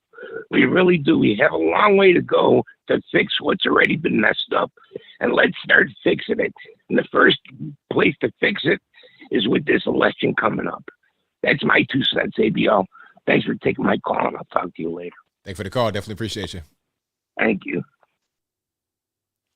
All right, great call. And that would be a wrap for me. Shout out to you guys for being here. You guys are the best audience anywhere on these internets. I'll be back, of course, again, live on Wednesday. Same bat time, same bat place, 8 p.m. Eastern time to right around right now, 11 p.m. Eastern Standard Time. This is also a podcast you're listening to right now. It'll be available on your favorite audio streaming platform, whether that be Apple, iTunes, Google Play, Spotify, etc. Link for that will be in the description, or just go to your favorite audio streaming platform and search ABL Live. I should pop right on up. But that'll be a wrap for me. Shout out to you guys for watching, retweeting, super chatting, whatever you do.